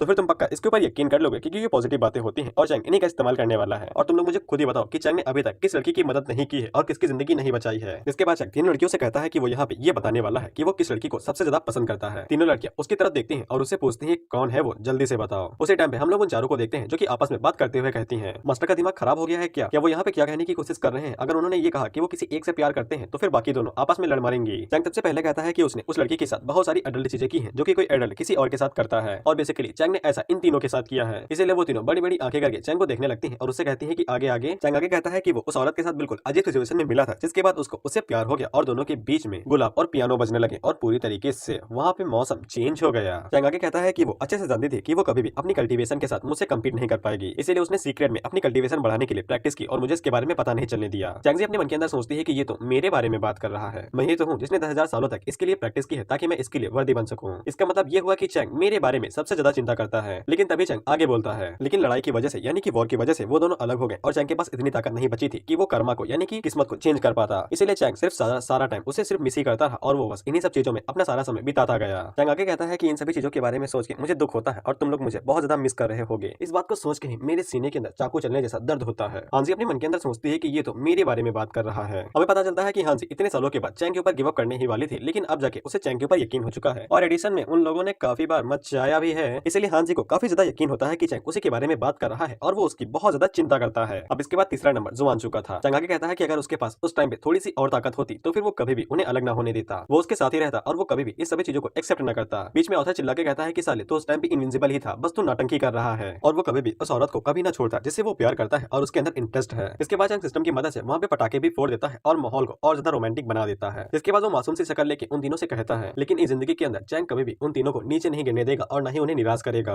जिससे जुआन जो काफी ज्यादा खुश हो जाती है। जिसके बाद तीनों लड़कियां एक साथ सोचती हैं कि चैंग बहुत ज्यादा अच्छा है, इसीलिए वो कई सारी लड़कियों को अट्रैक्ट कर लेता है। लेकिन उन तीनों को अभी इस बारे में चिंता करने की जरूरत नहीं है, बस उन्हें ये दिखाना है कि वो सभी चैंग को कितना ज्यादा प्यार करती हैं और वो कभी भी चैंग को यहाँ से दूर नहीं जाने देंगी। इसके बाद चैंग उन लोगों से कहता है कि उस लड़की का नाम है, लेकिन वो तीनों चैंग से कहती है कि जरूरत नहीं है, वो तीनों काफी अच्छे से जानती है और वो तीनों मन ही मन मुस्कुरा और शर्मा रही थी। सिस्टम चैंग को सैल्यूट करता है और उससे कहता है boss you are the great, आपने मिशन को पूरा कर लिया, मैंने कभी सोचा भी नहीं था। चैंग आगे से कहता है कि यही तो बाबा वाला बिजनेस का ग्रेट मेथड है, अगर तुम उन्हें ये पता चले नहीं देते हो कि तुम उनके बारे में बात नहीं कर रहे हो तो फिर कोई भी दिक्कत नहीं है, उन्हें बस ऐसा ही लगना चाहिए कि वो असली गर्लफ्रेंड है, जिसके बाद वो कभी आपस में नहीं फाइट करेंगे। हमने अभी के लिए बैड रिलेशन वाली चीज को तो पास कर लिया है, अब अगला मौका है कि हमें इन लड़कियों को अपनी पावर का थोड़ा सा टेस्ट देना है। जिसके बाद हम लोग कमरे के बाहर देखते हैं तो बायुवे, होंग और लिंग तीनों भाई दीवानी हो चुकी थी क्योंकि इन्हें भी लग रहा था कि चैंग इन्हीं के बारे में बात कर रहा है। दिखा कहा था ना बाबा वाली ट्रिक हर जगह पे काम करती है, बस इस्तेमाल करना आता हो। और वो तीनों ये सभी बातें जान के काफी ज्यादा खुश हो चुकी थी, बेसिकली बौरा गई थी। और और वहीं पे जिंडाओ अपने मन के अंदर सोचती है कि ये तीनों तो बिल्कुल मेढक की तरह हो गई हैं, देखो कैसे उछल रही हैं। इसके बाद हम लोग देखते हैं कि चैंग की मेंशन के सामने दो गॉड आते हैं जो कि हेवन के दूत हैं, जिनमें से पहली यानी लेडी का नाम है चैकी और लड़के का नाम है टाली। हम लोग देखते हैं कि वो दोनों जैसे ही क्योसो के ऊपर लैंड होते हैं तो फिर उन्हें वहाँ के ऑरा से पता चल जाता है कि क्योसो को एक मास्टर मिल चुका है, लेकिन जो मास्टर है वो भाई एक लोअर वर्ल्ड से आता है, इसलिए उसकी कल्टीवेशन काफी कम हो रही थी। इसके बाद हम लोग देखते हैं कि टाली आगे बढ़ता है और वो चिल्ला के कहता है कि टेंपल की स्पिरिट जहाँ भी है वो जल्दी से बाहर आ जाए। हम लोग देखते हैं कि चैंग की हेवनली दाव यानी कि क्योसो वाली हेवनली दाव जिसका नाम साउली है वो जल्दी से भाई बाहर निकलती है और वो उन दोनों के ऊपर हमला करते हुए कहती है कि वो लोग टेंपल के अंदर इतनी जोरों से कैसे चिल्ला सकते हैं। लेकिन हेवनली दाव का लेवल काफी ज्यादा कम था, इसीलिए टाली आसानी के साथ उसके इलेक्ट्रिसिटी अटैक को ब्लॉक कर लेता है। इसे हेवनली दाव भी काफी ज्यादा हैरान हो जाता है कि इतनी आसानी से इसने अटैक को कैसे ब्लॉक कर लिया। इसके बाद हेवनली दाव अपनी पावर को बढ़ाता है और वो उन दोनों के ऊपर हमला करने लगता है, लेकिन उनके ऊपर कोई भी असर नहीं हो रहा था। वहीं पे हेवनली दाव अपने मन के अंदर सोचता है कि मैंने कुछ टाइम से बॉडी बिल्डिंग नहीं की है, तो तुम्हें लगता है कि तुम मुझे डरा दोगे, हल्की में लोगे, अभी बताता हूँ। जिसके बाद वो अपनी और ज्यादा पावर को बढ़ाते हुए टाली के ऊपर हमला करने लगता है। इसके बाद टाली वहाँ पे अपनी पावर्स को रिलीज करते हुए कहता है, तुम्हारे जैसा एक छोटा सा हेवनली दाव क्या तुम्हें सच में लगता है कि तुम हम जैसे डिवाइन दूतों को बुली करने के लिए काबिल भी हो। हम लोग देखते हैं कि जैसे ही हेवनली दाव को उसकी औकात पता चल जाती है तो फिर वो छोटा हो जाता है और वो आगे से टाली से माफी मांगने लगता है गॉड समा करते हुए। हेवनली दाव अपने मन के अंदर सोचता है कि यहाँ पे काफी ज्यादा टाइम हो चुका था कि कोई भी हेवनली दाव क्योसो टेंपल में नहीं आया था, तो फिर आज अचानक से ये दोनों कैसे आ गए, आखिर इनके यहाँ पे आने का असली मकसद क्या है। टाली हेवनली दाव को घूरते हुए उसे कहता है कि तुम यहाँ के हेवनली दाव और क्योसो टेंपल के स्पिरिट भी हो, लेकिन तुमने अभी तक अपने मास्टर को रिकॉग्नाइज कर लिया है, लेकिन इसके बावजूद भी हमें रिपोर्ट नहीं दी, तो फिर क्या तुम हमारे साथ यहाँ पे गद्दारी करना चाहते हो। इस पे भाई हेवनली दाव आगे से रोते हुए कहता है कि मैं कोई भी गद्दारी नहीं करना चाहता हूँ साहब, लेकिन जो बंदा मेरा मास्टर है ना वो बहुत ज्यादा शक्तिशाली है, अगर मैं उसका कहना ना मानूं तो फिर वो मुझे मार मार के एक बराबर कर देता है, इसीलिए डर के मारे शांत रहना पड़ता है। चायकी हेवनली दाव से कहती है कि तुम्हें लोअर वर्ल्ड के लोगों से कैसा डर लगता है, मैं अभी के अभी तुम्हें ऑर्डर देती हूँ कि तुम उस पर्सन को अपनी पोजीशन से हटा दो और किसी दूसरे गॉड को अपना नया मास्टर बना लो, नहीं तो अगर तुम ऐसा नहीं करते हो तो फिर जो परिणाम होगा तो फिर तुम्हें वो झेलना ही पड़ेगा और तुम्हारे साथ आगे क्या होने वाला है इसकी जिम्मेदारी हमारी भी नहीं होगी। लेकिन हेवनली दाव आगे से बार बार मना करते रहता है और कहता है कि ई ना चल रहा है, लेकिन चायकी आगे से कहती है कि अगर तुम ऐसा नहीं करोगे तो फिर ये पूरा क्योसो मेनलैंड अपना लब खो देगा, इसके बाद ये बारबेरियन लैंड से गरीबी का लैंड बदल जाएगा और तुम्हें कुछ भी नहीं मिलेगा। हेवनली दाव आगे से उन लोगों से कहता है कि मैं प्रार्थना करता हूँ कि प्लीज इस मामले को अभी के लिए रफा दफा कर दिया जाए, और वो अपने मन के अंदर सोचता है कि तुम मुझसे मजाक कर रहे हो, मैं उस चैंग को इस रास्ते से हटा दूं और उसे मास्टर की पोजीशन से अलग कर दूं, वो एक दानव है दानव, अगर उसे पता चल गया कि मैंने ये कांड किए हैं तो फिर वो पक्का मुझे चीर फाड़ देगा, और इसके अलावा मुझे काफी अच्छे से ट्रीट करता है बिल्कुल बेटे की तरह, इसलिए अभी के लिए दूसरे मास्टर को चुनना बेकार में फालतू होगा, इसीलिए वही मेरा मास्टर ठीक है। टाली आगे से कहता है अच्छा ये ऐसी बात है, लेकिन उस पर्सन ने तुम्हें इतनी बुरी तरीके से मारा, लेकिन इसके बावजूद अभी तक इस बात को डिक्लेयर नहीं किया है, इसीलिए आपसे ये तुम्हारी चॉइस होगी, उम्मीद करता हूँ कि तुम इससे निराश नहीं होगे। इसके बाद हम लोग देखते हैं कि टाली वहाँ पे स्टारफील्ड कंपटीशन का एक कार्ड लेके आता है। हेवनली दाव स्टारफील्ड कंपटीशन कार्ड को देख के काफी ज्यादा हैरान हो जाता है, जिसके बाद हेवनली दाव हमें स्टारफील्ड कंपटीशन के बारे में बताता है। हमें बताया जाता है कि ये कंपटीशन हद से ज्यादा क्रूअल होता है, यानी कि मर जाओगे या फिर जिंदा बचोगे, लेकिन ऐसा माना जाता है कि इसमें ज्यादातर लोग मारे जाते हैं या फिर बौखला जाते हैं, लेकिन कुछ लकी लोग जो कि जिंदा बच जाते हैं और कंपटीशन को जीत जाते हैं तो फिर वो गॉड की कठपुतलियां बन जाती हैं। गॉड्स उनके लिए मजे की तरह खेलते हैं और उनसे एक दूसरे से फाइट करवाते हैं। इसके बाद टाली वहां से जाते हुए कहता है कि तुमने पहले के जितने भी कंपटीशन हुए थे उनमें मैं पार्टिसिपेट नहीं किया था क्योंकि तुम्हारे पास मास्टर नहीं था, लेकिन अब तुमने यहाँ के एक किसी बंदे को अपना मास्टर मान लिया है तो फिर तुम्हें पार्टिसिपेट करना ही पड़ेगा, लेकिन अगर तुम वहाँ पे कंपटीशन में प्रेजेंट नहीं होते हो और तुम्हारा नाम पहले से ही इशू किया जा चुका है, इसीलिए अगर तुम वहाँ पे नहीं है तो फिर पनिशमेंट तुम्हें अच्छे से पता है कि तुम्हारे साथ क्या होगा, जिससे हेवनली दाव काफी ज्यादा डरने लगता है क्योंकि पनिशमेंट थोड़ी सी ज्यादा टफ हो सकती है और हेवनली दाव को ऐसा फील होता है कि उसके पैर पहले से ही कबर में लटक रहे हैं। हम लोग देखते हैं कि टाली अपनी वाइफ से कहता है कि यहाँ का बंदा जो कि मास्टर है वो कितना शक्तिशाली हो सकता है। इस पे चायकी आगे से कहती है कि वो एक लोअर वर्ल्ड का बंदा है तो वो भला गॉड्स के साथ कैसे कंपेयर किया जा सकता है, वो पक्का हल्का सा ही ताकतवर होगा, नहीं तो वो बिल्कुल भी ताकतवर नहीं होगा। इसके बाद हम लोग चैंग के मेंशन को देखते हैं जहाँ पे तीनों लड़कियां और चैंग ने पूरा टाइम फेस्टिवल को एंजॉय किया था और साथ ही में वहाँ पे कई सारी शॉपिंग भी की थी। अब समय आ चुका था नाइट का।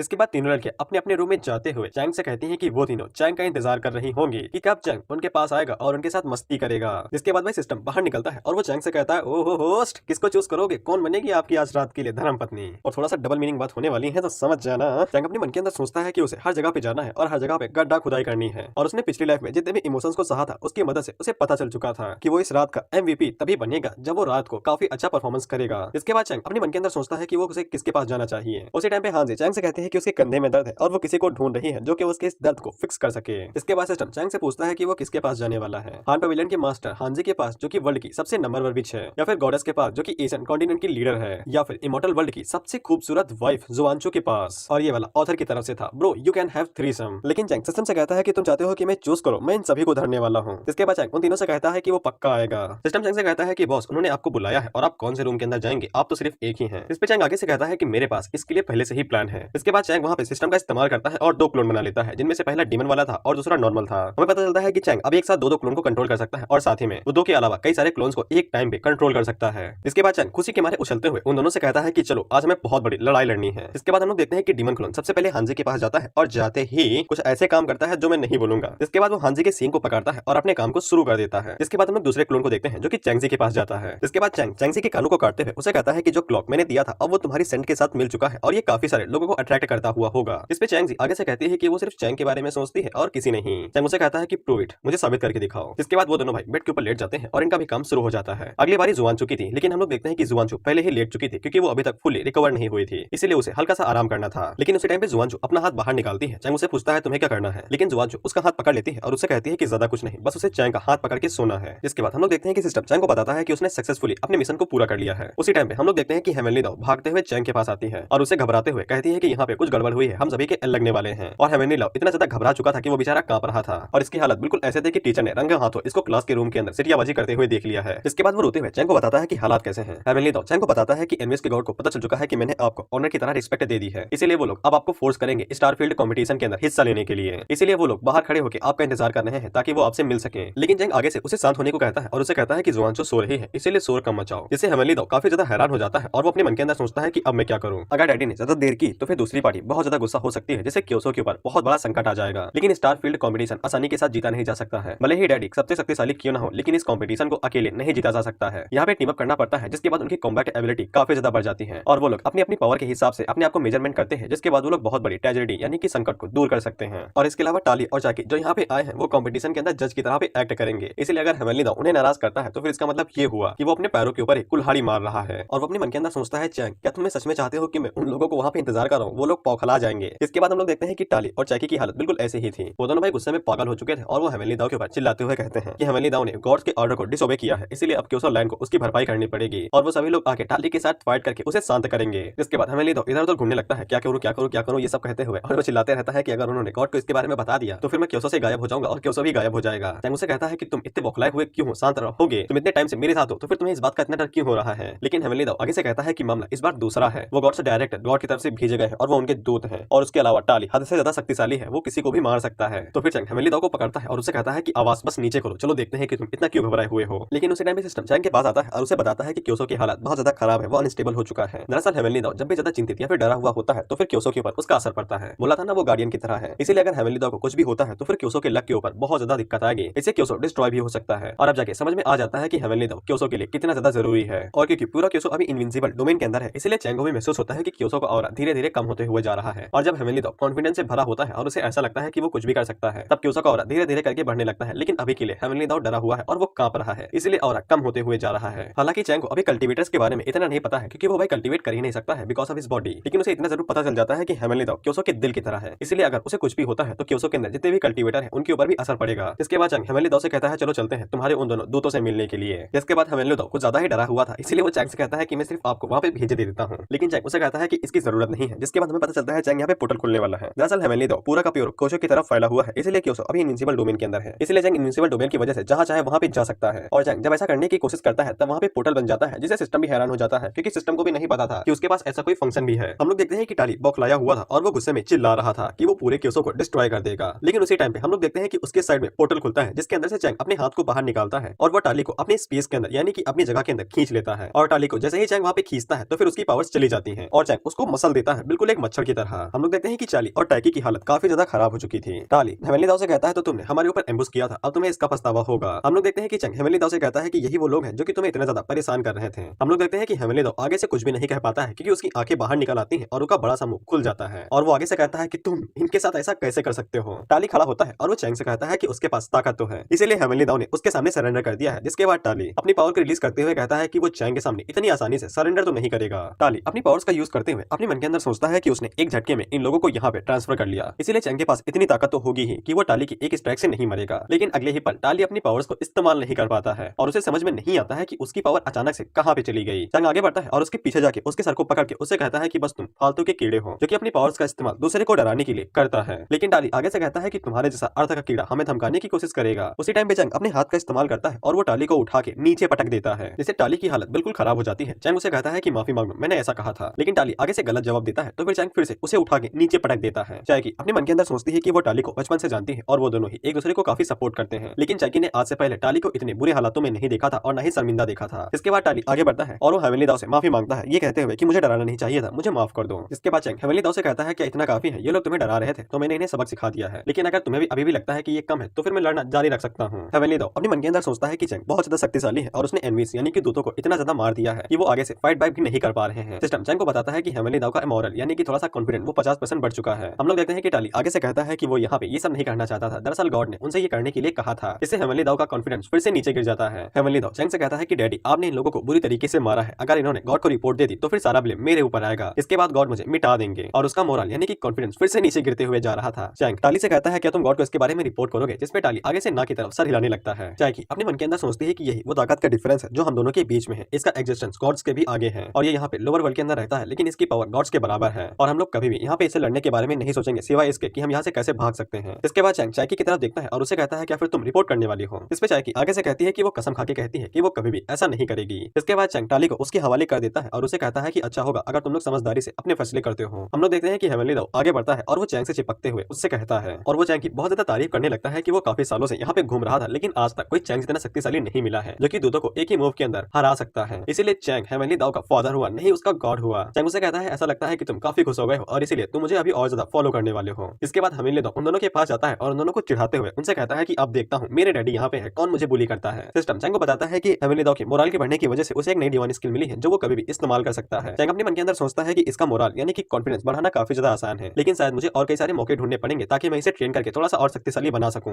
इसके बाद चैंग वहां से जाने लगता है तो फिर हेवनली दाओ उसे स्टारफील्ड कंपटीशन के बारे में बताता है। चैंग उसे पूछता है कि तुम्हें इसे क्या लेना देना है, जिसपे हेवनली दाओ आगे से कहता है कि स्टारफील्ड कंपटीशन काफी ज्यादा खतरनाक है लेकिन इसके जो प्राइसेस होते हैं वो काफी शानदार होते हैं लेकिन डैडी को इनमें से किसी की भी जरूरत नहीं है। लेकिन चैंग एक ही झटके में उसके पास आ जाता है और पूछता है क्या मिलेगा रिवॉर्ड में ये तो बताओ। इसके बाद हेवनली दाओ वहाँ पे रिवॉर्ड बताना शुरू करता है। हेवनली दाओ बताता है कि कंपटीशन के अंदर 3 तरह के प्राइस होते हैं जिनमें से पहले प्राइस के बारे में किसी को भी नहीं पता है कि वो क्या है और कोई भी इसके बारे में नहीं जानता है। सेकंड प्राइस के अंदर जो भी मैच को जीतता है उसकी कल्टीवेशन को गॉड रियलम तक बढ़ा दिया जाता है और थर्ड प्राइस के अंदर पार्टिसिपेंट जिस भी कॉन्टिनेंट से आता है उसके लेवल को एक एक करके बढ़ा दिया जाता है यानी पार्टिसिपेंट जहाँ का होगा जैसे कि चैंग क्योसो का है तो फिर क्योसो का लेवल बढ़ाया जाएगा। लेकिन यहाँ पे ये भी दिक्कत है कि अगर कॉन्टिनेंट का जो कल्टीवेटर होंगे उनके हिसाब से ही बढ़ाया जाएगा। जैसे क्योसो का जो है वहाँ पे सबसे हाईएस्ट लेवल के बंदे होते हैं वो इमोर्टल एम्पायर पे होते हैं, इसीलिए जो क्योसो का होगा उसका लेवल भी इसी हिसाब से बढ़ाया जाएगा कि वहाँ की कल्टीवेशन ज्यादा से ज्यादा इमोर्टल एम्पायर तक पहुंच सके और ज्यादा कुछ नहीं। और अगर कोई डोमेन यानी कि कोई कॉन्टिनेंट अगर अच्छा वाला है तो फिर वो गॉड लेवल तक भी आगे बढ़ाया जा सकता है। बेसिकली ये सब कुछ कॉन्टिनेंट की पावर के ऊपर डिपेंड करता है कि वो लेवल कहाँ तक बढ़ाई जा सकती है। चैंग अपने मन के अंदर सोचता है कि उसने कभी भी इस तरह की इन्फॉर्मेशन के बारे में नहीं सुना था, ये तो कोई नई जानकारी है। हेवनली दाओ आगे बताता है कि अगर मेनलैंड यानी कि कॉन्टिनेंट का अगर लेवल बढ़ता है तो फिर हेवनली दाओ का भी कल्टीवेशन यानी कि हमारे हेवनली दाओ की भी कल्टीवेशन बढ़ेगी। इसीलिए आसपास के जितने भी कल्टीवेटर मेनलैंड के होंगे उनकी भी स्ट्रेंथ उसी हिसाब से बढ़ेगी। आसान शब्दों में अगर कॉन्टिनेंट की पावर बढ़ती है तो फिर हेवनली दाओ की भी बढ़ेगी, अगर हेवनली दाओ की पावर बढ़ती है तो फिर रह रहे लोगों की भी पावर ज्यादा बढ़ेगी। हेवनली दाओ बताता है कि हजारों सालों से पहले इस दुनिया के अंदर जो भी चीजें चल रही है और जी रही है वो अपने रूल्स के हिसाब से जी रही है और काफी हजारों सालों पहले इस तरह के रूल्स को बनाया गया था। भाई उनको लॉ कहा गया है, जैसे कि लॉ ऑफ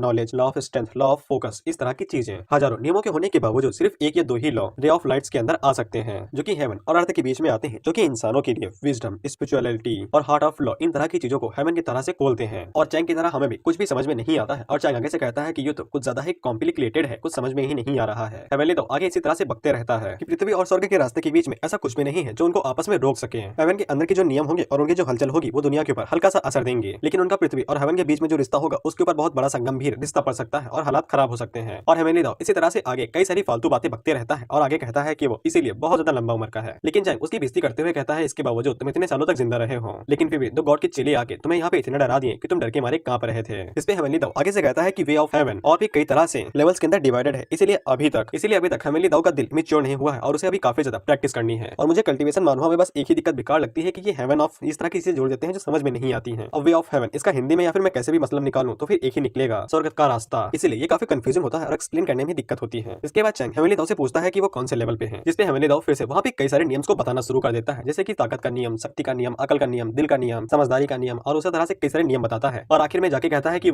यही सब नियम है। इसके बाद चैंग हेवनली दाओ की तारीफ करते हुए कहता है कि तुम पक्का वे ऑफ विजडम होगे यानी कि अकल के रास्ते पे होगे। चैंग अपने मन के अंदर कहता है कि उसे अच्छे से समझ में आ चुका है कि कंपटीशन का थर्ड प्राइज काफी ज्यादा जरूरी होता है हेवनली दाओ के लिए, क्योंकि वो उसे अपनी ताकत को बढ़ा सकता है। और सेकंड प्राइज था कि उसे गॉड रियलम के अंदर भेज दिया जाएगा। और तुम्हें अभी भी याद होगा कि चैंग के पास एक क्लोन था जिसको भाई चैंग गॉड रियलम में ले जाने की कोशिश कर रहा था, लेकिन वो अभी तक पूरा नहीं हुआ था, इसीलिए चैंग को सेकंड प्राइज भी चाहिए था जिससे वो काफी ज्यादा अच्छे से ग्रो कर सकता है। इसके बाद चैंग ये फैसला करता है कि वो हेवनली दाओ को भी अपने साथ लेके जाएगा और उसको उस कंपटीशन के दौरान ट्रेनिंग देगा और उसे काफी अच्छे से ग्रो करने में मदद करेगा। और वहीं पे हेवनली दाओ को भनक तक नहीं थी कि उसे ट्रेनिंग देने के बारे में सोचा जा रहा है। इसके बाद हम लोग गॉड रियलम को देखते हैं जहाँ पे चैंग आता है। टाली चैंग से कहता है कि ये टाइम स्पेस गेट है और इसी के अंदर से चैंग कंपटीशन के अंदर जाएगा और कंपटीशन अगले 2 घंटों के अंदर शुरू होने वाला है। टाली चैंग को ये भी बताता है कि कई हजार साल पहले यहाँ पे एक बहुत बड़ा कांड हुआ था, इसलिए इस कंपटीशन को रोक दिया गया था और वो कांड चैंग ने ही किया था, इसलिए आप कई सालों बाद फिर से इस कंपटीशन कंपटीशन को शुरू किया जा रहा है और ये पहली बार होने वाला है और ये कंपटीशन बहुत ज्यादा अच्छा होता है और साथ ही में इसमें रिवॉर्ड भी काफी ज्यादा अच्छे होते हैं। इसीलिए कई सारे पार्टिसिपेंट्स यहाँ पे 4 स्टार रीजन से भी आते हैं, लेकिन साथ ही में कंपटीशन के दौरान कई सारी कैजुअलिटीज यानी कि मौत भी हो सकती है, इसीलिए चैंग को सावधान रहना पड़ेगा। चैंग अपने मन के अंदर सोचता है कि क्लोन को ओरिजिनल बॉडी से बनाना ये तरीका बिल्कुल सही था और मेरा फैसला ये बिल्कुल सही था, लेकिन उसी टाइम पे हम लोग देखते हैं कि चैंग को उस गेट के अंदर से एक अजीब सी ताकत महसूस होती है और उस गेट के अंदर से चैंग को टाइम एंड स्पेस की थोड़ा सा ऑरा महसूस हो रहा था। इसीलिए चैंग को ऐसा लगता है कि वहाँ पे कियान भी हो सकती है, वही टाइम एंड स्पेस की गॉडेस, जिसकी शक्ल लोमड़ी जैसी थी और वो चोरनी थी। इसके बाद टाली और चायकी वहाँ से जाते हुए कहते हैं कि उनके पास बताने को कुछ भी नहीं है, तो फिर वो लोग जा रहे हैं, लेकिन चैंग उनसे कहता है कि अभी हमने जो वादा किया था उसके बारे में भूलना नहीं, जिससे वो दोनों काफी ज्यादा घबरा जाते हैं और कहते हैं कि वो बिल्कुल भी नहीं भूलेंगे। जिसके बाद हमें आधे घंटे पहले का सीन दिखाते हैं। वो लोग वहाँ से जा ही रहे थे कि चैंग को पता चल चुका था कि ये लोग कंपटीशन के अंदर रेफरी रहने वाले हैं। इसके बाद चैंग आगे बढ़ता है और वो चायकी कानों में कुछ ऐसा कहता है जिससे चायकी शर्माने लगती है और वो आगे से कहती है कि वो ऐसा बिल्कुल भी नहीं करेगी और वो अपने मन के अंदर सोचती है यहाँ तक कि उसके हस्बैंड ने भी ऐसा करने के लिए कभी भी उससे नहीं कहा है। लेकिन भाई हम लोग देखते हैं कि चैंग भाई टाली को अपने भाई गिरफ्त में ले लेता है और उसके सर के ऊपर हाथ रख लेता है और वो चायकी से कहता है ऐसा लगता है कि तुम्हें हालात अभी भी समझ में नहीं आई है, अगर तुम चाहती हो कि तुम्हारे पति को कुछ भी ना हो तो फिर जैसा कहा है वैसा करो। हम लोग देखते हैं कि चैंग अपने मन के अंदर ये सोचता है कि तुम लोग ऐसा ही सोचते हो कि हम लोग पैदा ही तुमसे कंट्रोल होने के लिए हुए हैं, जैसा कि हमारा जन्म ही तुम्हारी गुलामी करने के लिए हुआ है। हम लोग देखते हैं कि चायकी आगे से हार मान लेती है और वो चैंग से कहती है कि वो पक्का उसका कहना मानेगी और वो प्रॉमिस को पूरा करेगी। चायकी अपने मन के अंदर सोचती है टाली तुम्हारी वजह से मैं आज विक्टिम बनी हूँ और मैं हम लोग आग के ऊपर पैर रखने वाले हैं, उम्मीद करते हैं कि इसके बारे में गॉड को कुछ भी ना पता चले। और वो अपने मन के अंदर सोचती है कि वो लोग चैंग को इस कंपटीशन के दौरान मदद करने वाले हैं और वो लोग चैंग की ऐसे मदद करेंगे कि ताकतवर गॉड चैंग के ऊपर हमला करे। ये इन लोगों का काम होने वाला है कि ये लोग गॉड्स को मनाए और वो चैंग के ऊपर हमला करें, ये इन लोगों की जिम्मेदारी होने वाली है। और चायकी अपने मन के अंदर सोचते हैं कि उन्हें पता भी नहीं था कि वो लोग किस मॉन्स्टर के हाथों में फंसने वाले हैं क्योसो के ऊपर जाके। इसके बाद हम लोग देखते हैं कि चैंग जैसे ही गेट से बाहर निकलता है तो वो पूरी जगह स्पिरिचुअल लैंड थी, यानी कि यहाँ पे स्पिरिचुअलिटी फैली हुई है और साथ ही में यहाँ पे कंपटीशन से पहले की प्री मीटिंग हो रही थी और कंपटीशन के अंदर हिस्सा लेने के लिए कई तरह के लोग आए थे, कुछ इमोर्टल्स थे, कुछ नॉर्मल लोग थे और साथ ही में कुछ मॉन्स्टर टाइप के थे कि गैलेक्सी में कई तरह के प्लैनेट्स और एलियंस हो सकते हैं। और वहीं पे कुछ लोग चैंग से कह रहे थे देखो एक नए नवाब आ गए हैं जो कि कंपटीशन के शुरू होने से पहले ही आए हैं। सभी लोग चैंग के बारे में बात करने लगते हैं कि उन्होंने आज से पहले चैंग को कभी भी नहीं देखा है। एक बंदा आगे से कहता है कि ये साइड कैरेक्टर होने वाला है जो कि जल्द ही मारा जाएगा, बिल्कुल किसी छोटे मोटे कैरेक्टर की तरह। तभी एक बंदा आगे से कहता है कि यहाँ पे सभी लोग आए हैं वो पूरी तरीके से कचड़े नहीं है, यहाँ पे कुछ शानदार लोग भी हैं। उसके पीछे खड़ा बंदा अपने मन के अंदर सोचता है कि ये तो पॉप जुआन मिंग है और पॉप को एक तरह से चर्च का फादर भी कहते हैं और हमें पता चलता है कि ये किसी तरह से एक इवल गॉड है जिसने अपने जनरेशन के जितने भी रूथलेस लोगों थे उन सभी को एक ही बार में खत्म कर दिया था। बेसिकली पावरफुल कैरेक्टर था ये। जिसके बाद हम लोग लिंकी नाम के एक बंदे को देखते हैं और इसको भाई होली बॉय कहा गया है क्योंकि ये 7 फैंटेसी कॉन्टिनेंट से आता है जहाँ पे इमोर्टल्स का जो चार्म होता है वो भी कमजोर होते हैं और ये करीब 1 लाख सालों से लगातार असली लड़ाइयां लड़ते हुए आ रहा था एशियन बीट्स के साथ। और लिंकी इमोर्टल एम्परर की पीक स्टेज पे पहुंच चुका है और ये ईस्टर्न स्टार फील्ड का सबसे जवान यंगेस्ट लॉर्ड माना जाता है। इसके बाद हम लोग हुआसी नाम के एक कैरेक्टर को देखते हैं जो कि एक्सट्रीमली टैलेंटेड लूटियन कॉन्टिनेंट का मेन लॉर्ड है और इसकी जो रिस्पेक्ट की जाती है वो माउंटेन और रिवर से भी ज्यादा की जाती है और इसने बहुत कम समय लिया था इमोर्टल लेवल की पीक स्टेज पे जाने पे और इसने कई तरह की मार्शल आर्ट टेक्निक्स को भी काफी अच्छे से प्रैक्टिस किया हुआ है जो कि एशियंट है और ये एक इस तरह का मॉन्स्टर है जो कि हेवंस को भी काफी ज्यादा हैरान कर चुका है। बेसिकली ये लिंकी से थोड़ा सा ज्यादा शक्तिशाली था। जिसके बाद हम लोग व्हाइट स्प्लिट कॉन्टिनेंट की मास्टर यूलैंड को देखते हैं और तुमने अभी तक थंबनेल में इसी को देखते हुए आया था और अगर मैं इसके कपड़ों की डिजाइन की बात करूं तो फिर वो भाई गजब के हैं और साथ ही में ये बहुत ज्यादा खूबसूरत है। अभी तक जितनी भी लड़कियां मिली हैं उनसे बहुत ज्यादा, हाँ हांजी से थोड़ी सी ज्यादा है और सबसे बड़ी बात ये हांजी से भी ज्यादा शक्तिशाली है। जिसके बाद हम लोगों को बताया जाता है कि यूलैंड ने 8 वेस्टर्न लैंड्स को पार किया, जिसके बाद वहाँ के 10 जनरल्स के साथ फाइट की और उन्हें हरा दिया। जिसके बाद उसने लैंड के ऊपर कब्जा किया और वहाँ से सारे मर्दों को भगा दिया। जिसके बाद उसने फोर्सफुली उस लैंड का नाम बदल के ये रख दिया लैंड ऑफ फीमेल सुपरमशी। हालांकि गॉड्स ने अभी तक इस नाम को अपनाया नहीं है, वो उसे नजरअंदाज ही करते हुए जा रहे हैं। इसके बाद वो बंदा आगे ये कहना शुरू करता है कि वो पूरा कॉन्टिनेंट खूबसूरत लड़कियों से भरा हुआ है, उम्मीद करता हूँ कि जीवन में एक बार वहाँ जाने का मौका मिलेगा। लेकिन वो बंदा जैसे ही ये कहता है तो यूलैंड उसे घूर के देखती है जिससे उसकी बोलती बंद हो जाती है, जिससे हमें ये पता चलता है कि यूलैंड को लड़के बिल्कुल भी पसंद नहीं है, जरूर फादर अब्यूजिव रहे होंगे। जिसके बाद हम लोग देखते हैं कि वहाँ पे स्ट्रेंथ मीटर टैबलेट नीचे आके गिरता है। सभी लोग उसे देख के काफी ज्यादा हैरान हो चुके थे और सोचते हैं कि साला अब ये कौन सा नया बवाल है। उसी टाइम पे वहाँ पे एक नया कैरेक्टर बाहर निकलता है जो कि चिल्लाते हुए वहाँ पे आए सभी लोगों का स्वागत करता है eastern star region facility special competition के अंदर और साथ ही में वो बताता है कि वो यहाँ का मेन ट्रेनर होने वाला है, यानी कि वही यहाँ पे सभी चीजों को ऑर्गेनाइज करेगा कि कंपटीशन के अंदर कौन से गेम होने वाले हैं। इसके बाद हमें पता चलता है कि ये स्पिरिट ट्रेजर है और इसका नाम जिंगजी है। जिंगजी उन लोगों से कहता है कि वो सभी लोग यहाँ पे ब्रेक थ्रू करने के लिए आए हैं और साथ ही में रिवॉर्ड को भी लेने के लिए आए हैं और इन सब चीजों की वजह से ये पूरा कंपटीशन पूरी गैलेक्सी के अंदर इतना ज्यादा फेमस है। लेकिन उन लोगों को यहाँ पे क्या मिलेगा ये सिर्फ उनकी परफॉर्मेंस के ऊपर डिपेंड करता है और किसी चीज के ऊपर नहीं। इसके बाद वो उन लोगों से कहता है कि वो लोग मैच को शुरू करने से पहले यहाँ पे आइडेंटिटी वेरिफिकेशन और साथ ही में कॉम्बैट स्ट्रेंथ का टेस्ट लेंगे क्योंकि रूल्स पिछले वाली बार से चेंज हो चुके हैं, यानी कि कंपटीशन जैसे पहले हुआ करता था अब वैसा नहीं होगा। जिसके बाद वो सभी लोगों से कहता है कि वो लोग अपनी पूरी जान लगा के इस पत्थर के ऊपर पंच मारेंगे, जिसके बाद ये पत्थर उन लोगों को उनकी कॉम्बैट स्ट्रेंथ बता देगा और वो लोग जितना ज्यादा जोर लगाएंगे और जितना ज्यादा एबल होंगे उनके ज्यादा कॉम्बैट पावर उतने ज्यादा हाई होंगे। जिंगजी उन लोगों से कहता है कि जिनकी भी कॉम्बैट स्ट्रेंथ 50 से 60 के बीच में होगी वो नॉर्मल माने जाएंगे, जिनकी 70 से 80 के बीच में होंगी उन्हें पियरलेस माना जाएगा, लेकिन जिनका 80 से 90 के बीच में होगा उन्हें अनपैरेलल माना जाएगा, यानी कि सोच के भी परे, जो कि 1000 सालों में पहली बार यहाँ पे प्रकट होगा, यानी कि 1000 सालों में एक कहीं भी ऐसा बंदा नहीं देखा गया है जिसकी कॉम्बैट स्ट्रेंथ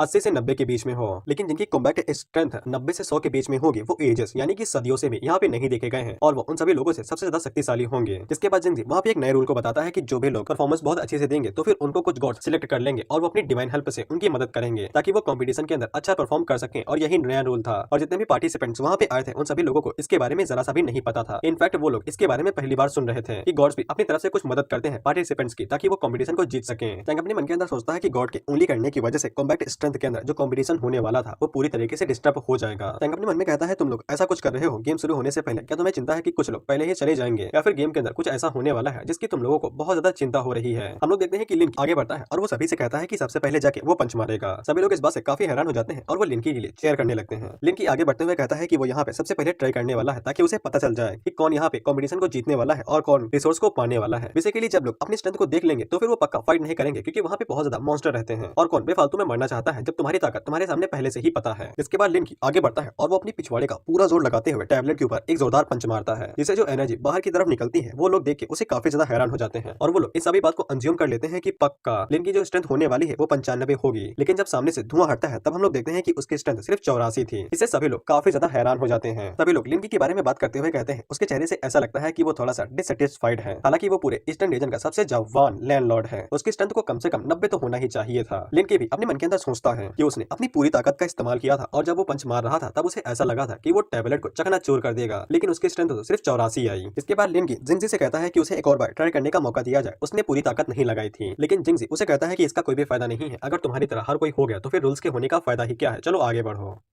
कुछ कल्टीवेटर्स आपस में बातें करते हुए कहते हैं कि सभी को चिंतित होने लगा है, यहाँ तक कि ये जो मोन्यूमेंट यानी कि जो टैबलेट है जो कि स्ट्रेंथ को दिखा रहा है ये असली ताकत को दिखाता है, इसीलिए इसको अकेले डिस्ट्रॉय कर पाना ना के बराबर होगा। इसमें से एक छिपकली जैसा दिखने वाला कैरेक्टर आगे से कहता है कि इसको गॉड्स नहीं बनाया है तो फिर इसके ऊपर एक निशान भी छोड़ना नामुमकिन के बराबर है, इसको अकेले तोड़ पाना तो बिल्कुल असंभव होने वाला है। इसके बाद हम लोग देखते हैं कि वो सभी लोग एक एक करके अपने पंच मारने लगते हैं और अपनी स्ट्रेंथ को चेक करने लगते हैं और सभी लोगों के रिजल्ट दिखाए जाते हैं। इसके बाद हम लोगों को लिस्ट दिखाई जाती है जिसमें से हाई रैंकिंग इमोर्टल्स की लिस्ट होती है और मैं इनके नाम वाम नहीं लेने वाला हूँ, काफी लंबा हो जाएगा, पॉज करके पढ़ लो। हम लोग देखते हैं कि हुआ उन लोगों से कहता है कि कई सारे लोग ट्राई कर चुके हैं लेकिन अभी तक किसी ने भी 90 तक हिट नहीं किया है, इसलिए उन लोगों को लगता था कि उन तीनों में से कोई एक ऐसा बंदा होगा जो कि 90 के ऊपर जा सकता है। हम लोग देखते हैं कि सभी लोग बात करते हुए कहते हैं कि किसी को भी नहीं पता है कि उन तीनों में से कौन सा आखिर में नंबर 1 बनने वाला है। उसी टाइम पे हम लोग देखते हैं कि एक बंदा चैंग के पास आता है जो कि दिखने में लप्पू झपंगू लग रहा था और वो चैंग से कहती है कि तुम जाके ट्राई क्यों नहीं करते हो। जिस पे चैंग उससे कहता है कि रुक जाओ जरा, सभी लोगों को ट्राई कर लेने दो, इसके बाद में आखिर में उसके ऊपर पंच मारूंगा जाके। वो लड़की वहां से जाते हुए अपने मन के अंदर सोचती है कि चैंग यहाँ की जीनियस की पावर्स को देख के काफी ज्यादा डर गया होगा। वो लड़की जाते हुए चैंग से कहती है कि अगर तुम आगे नहीं जाओगे तो फिर शायद से तुम गॉड की हेल्प को मिस कर दोगे। जिसके बाद हम लोग देखते हैं कि वो लड़की टैबलेट की तरफ आगे बढ़ने लगती है और वो अपने मन के अंदर सोचती है कि वो यहाँ पे कंपटीशन के अंदर जाने वाली है, इसलिए इसको किसी ऐसे के साथ टीम अप करना पड़ेगा जो इसकी मदद करेगा और ये किसी भी तरह से यहाँ पे मरना नहीं चाहती है। जिसके बाद हम लोग फिर से एक लप्पू कैरेक्टर को देखते हैं जो कि साला गलत ही रास्ते में चला जा रहा था। कुछ लोग उसे कहते हैं कि बेवकूफ गलत रास्ते में जा रहे हो, टैबलेट इस तरफ है। सभी लोग उसके बारे में बात करते हुए कहते हैं कि ये कौन सा नया कैरेक्टर आ गया, इसको तो रास्ता भी नहीं पता था, ये तो उस बंदे से भी गैर गुजरा है जो कि लेट आया था। हम लोग देखते हैं कि वो बंदा खुद से ही कहता है कि किंग तुम्हें यहाँ पे नहीं आना चाहिए था, मैंने तुमसे खुद से कहा था। जिसके बाद वो टैबलेट की तरफ आगे बढ़ता है और अपने हाथों पे अपनी पावर को रिलीज करता है और उसकी पावर इतनी ज्यादा होती है कि आसपास के लोग जो भी खड़े थे उन सभी के बाल हवा में उड़ने लगते हैं। जिसके बाद जब भाई वो बंदा आगे से उस टैबलेट के ऊपर पंच मारता है तो फिर उसकी कॉम्बैट स्ट्रेंथ 91 थी और सबसे हैरानी करने वाली बात ये थी कि ये वूजी कॉन्टिनेंट से आता है और साथ ही में ये जानते हो किस स्टेज पे की रिफाइनिंग यानी कि पहली स्टेज पे कल्टीवेशन की, जिससे जिंगजी के साथ साथ सभी लोगों के बड़ा सा मुंह खुल जाता है और वो लोग कहते हैं कि ये पक्का कोई मिसअंडरस्टैंडिंग है, ये बंदा की रिफाइनिंग पे कैसे हो सकता है। वैसे हमें पता चलता है कि इसका असली नाम शाओलिन है। जिसके बाद शाओलिन का लिस्ट में नाम सबसे टॉप पे आ जाता है। जिसके बाद हम लोग देखते हैं कि सभी लोग आपस में बात करते हुए कहते हैं कि यहाँ पे कुछ तो थे जो कि जीनियस थे लेकिन ये तो उनका भी बाप है और उन लोगों को यकीन हो जाता है कि वो लोग कंपटीशन शुरू होने से पहले ही हार चुके हैं। इसके बाद हमें पता चलता है कि शाओलिन के साथ मेन कैरेक्टर वाला किस्सा है कि ये पिछले कुछ हजार लाख सालों से की रिफाइनिंग के स्टेज पे ही है और ये प्रैक्टिस करते हुए जा रहा है लेकिन अभी तक अपनी फाउंडेशन को बिल्ड नहीं कर पाया है। इसके बाद वो आगे से थोड़ा सा सुसुराते हुए कहता है कि उसे फिर से केव के अंदर जाके नॉन स्टॉप प्रैक्टिस करनी चाहिए। इसके बाद हम लोग देखते हैं कि यूलन आगे बढ़ने लगती है टैबलेट के ऊपर पंच मारने के लिए। जिंगजी जैसे ही यूलन को देखता है तब उसे याद आ जाता है कि ये लड़की वही है जो कि काफी टाइम पहले से ही कर्मा को चेंज करना चाहती है, सभी मर्दों को भगा के प्रूव करना चाहती है कि फीमेल सुपरमर्सी एग्जिस्ट करती है, लेकिन इसने अपनी बेइज्जती करवा ली थी। पिछली बार कंपटीशन के अंदर ये बड़ी शान से आई थी लेकिन इसके बावजूद इसकी कॉम्बैट स्ट्रेंथ 56 रह गई थी। इसके बाद यूलन अपनी शॉट को बाहर निकालती है और वो उसी पोजीशन में शॉट को बाहर निकालती है जैसा कि उसने पिछले कंपटीशन में किया था, लेकिन इस बार जब वो स्लैश मारती है तब वो सीधा टैबलेट के ऊपर एक बहुत बड़ा स्क्रैच दे मारती है, जिससे जिंगजी काफी ज्यादा हैरान हो जाता है कि इस टैबलेट के ऊपर इतना बड़ा क्रैक कैसे पड़ गया। इसके बाद हमें पता चलता है कि यूलन की कॉम्बैट स्ट्रेंथ 100 थी। सभी लोग यूलन के बारे में बात करने लगते हैं और कहते हैं कि अभी तक किसी ने भी उसे सरपास नहीं किया था, लेकिन यूलन ने अकेले ही अपने दम पे आसानी के साथ 100 को सरपास कर गई है। अब उसका मुकाबला कोई भी नहीं कर सकता है। इसके बाद हम लोग देखते हैं कि यूलन पीछे मुड़ती है और वो सभी लोगों से चिल्ला के कहती है कि वो यहाँ पे कंपटीशन के प्राइजेस को लेने के लिए आई है और वो किसी को भी उनके ऊपर हाथ डालने नहीं देगी। हम लोग देखते हैं कि हेवनली दाओ बाहर निकलता है और वो चंग से कहता है कि डैडी, ये लड़की के साथ तो लॉ ऑफ हेवन है। चंग से पूछता है कि इसका मतलब क्या होता है। तभी दो लोग आगे से कहते हैं कि ये लड़की अपने बलबूते पे ही अपनी आखिरी पीक स्टेज पे आ चुकी है और यहाँ तक कि इसने अपने आप को भी सरपास कर दिया है और कोई भी इसे सरपास नहीं कर पाएगा।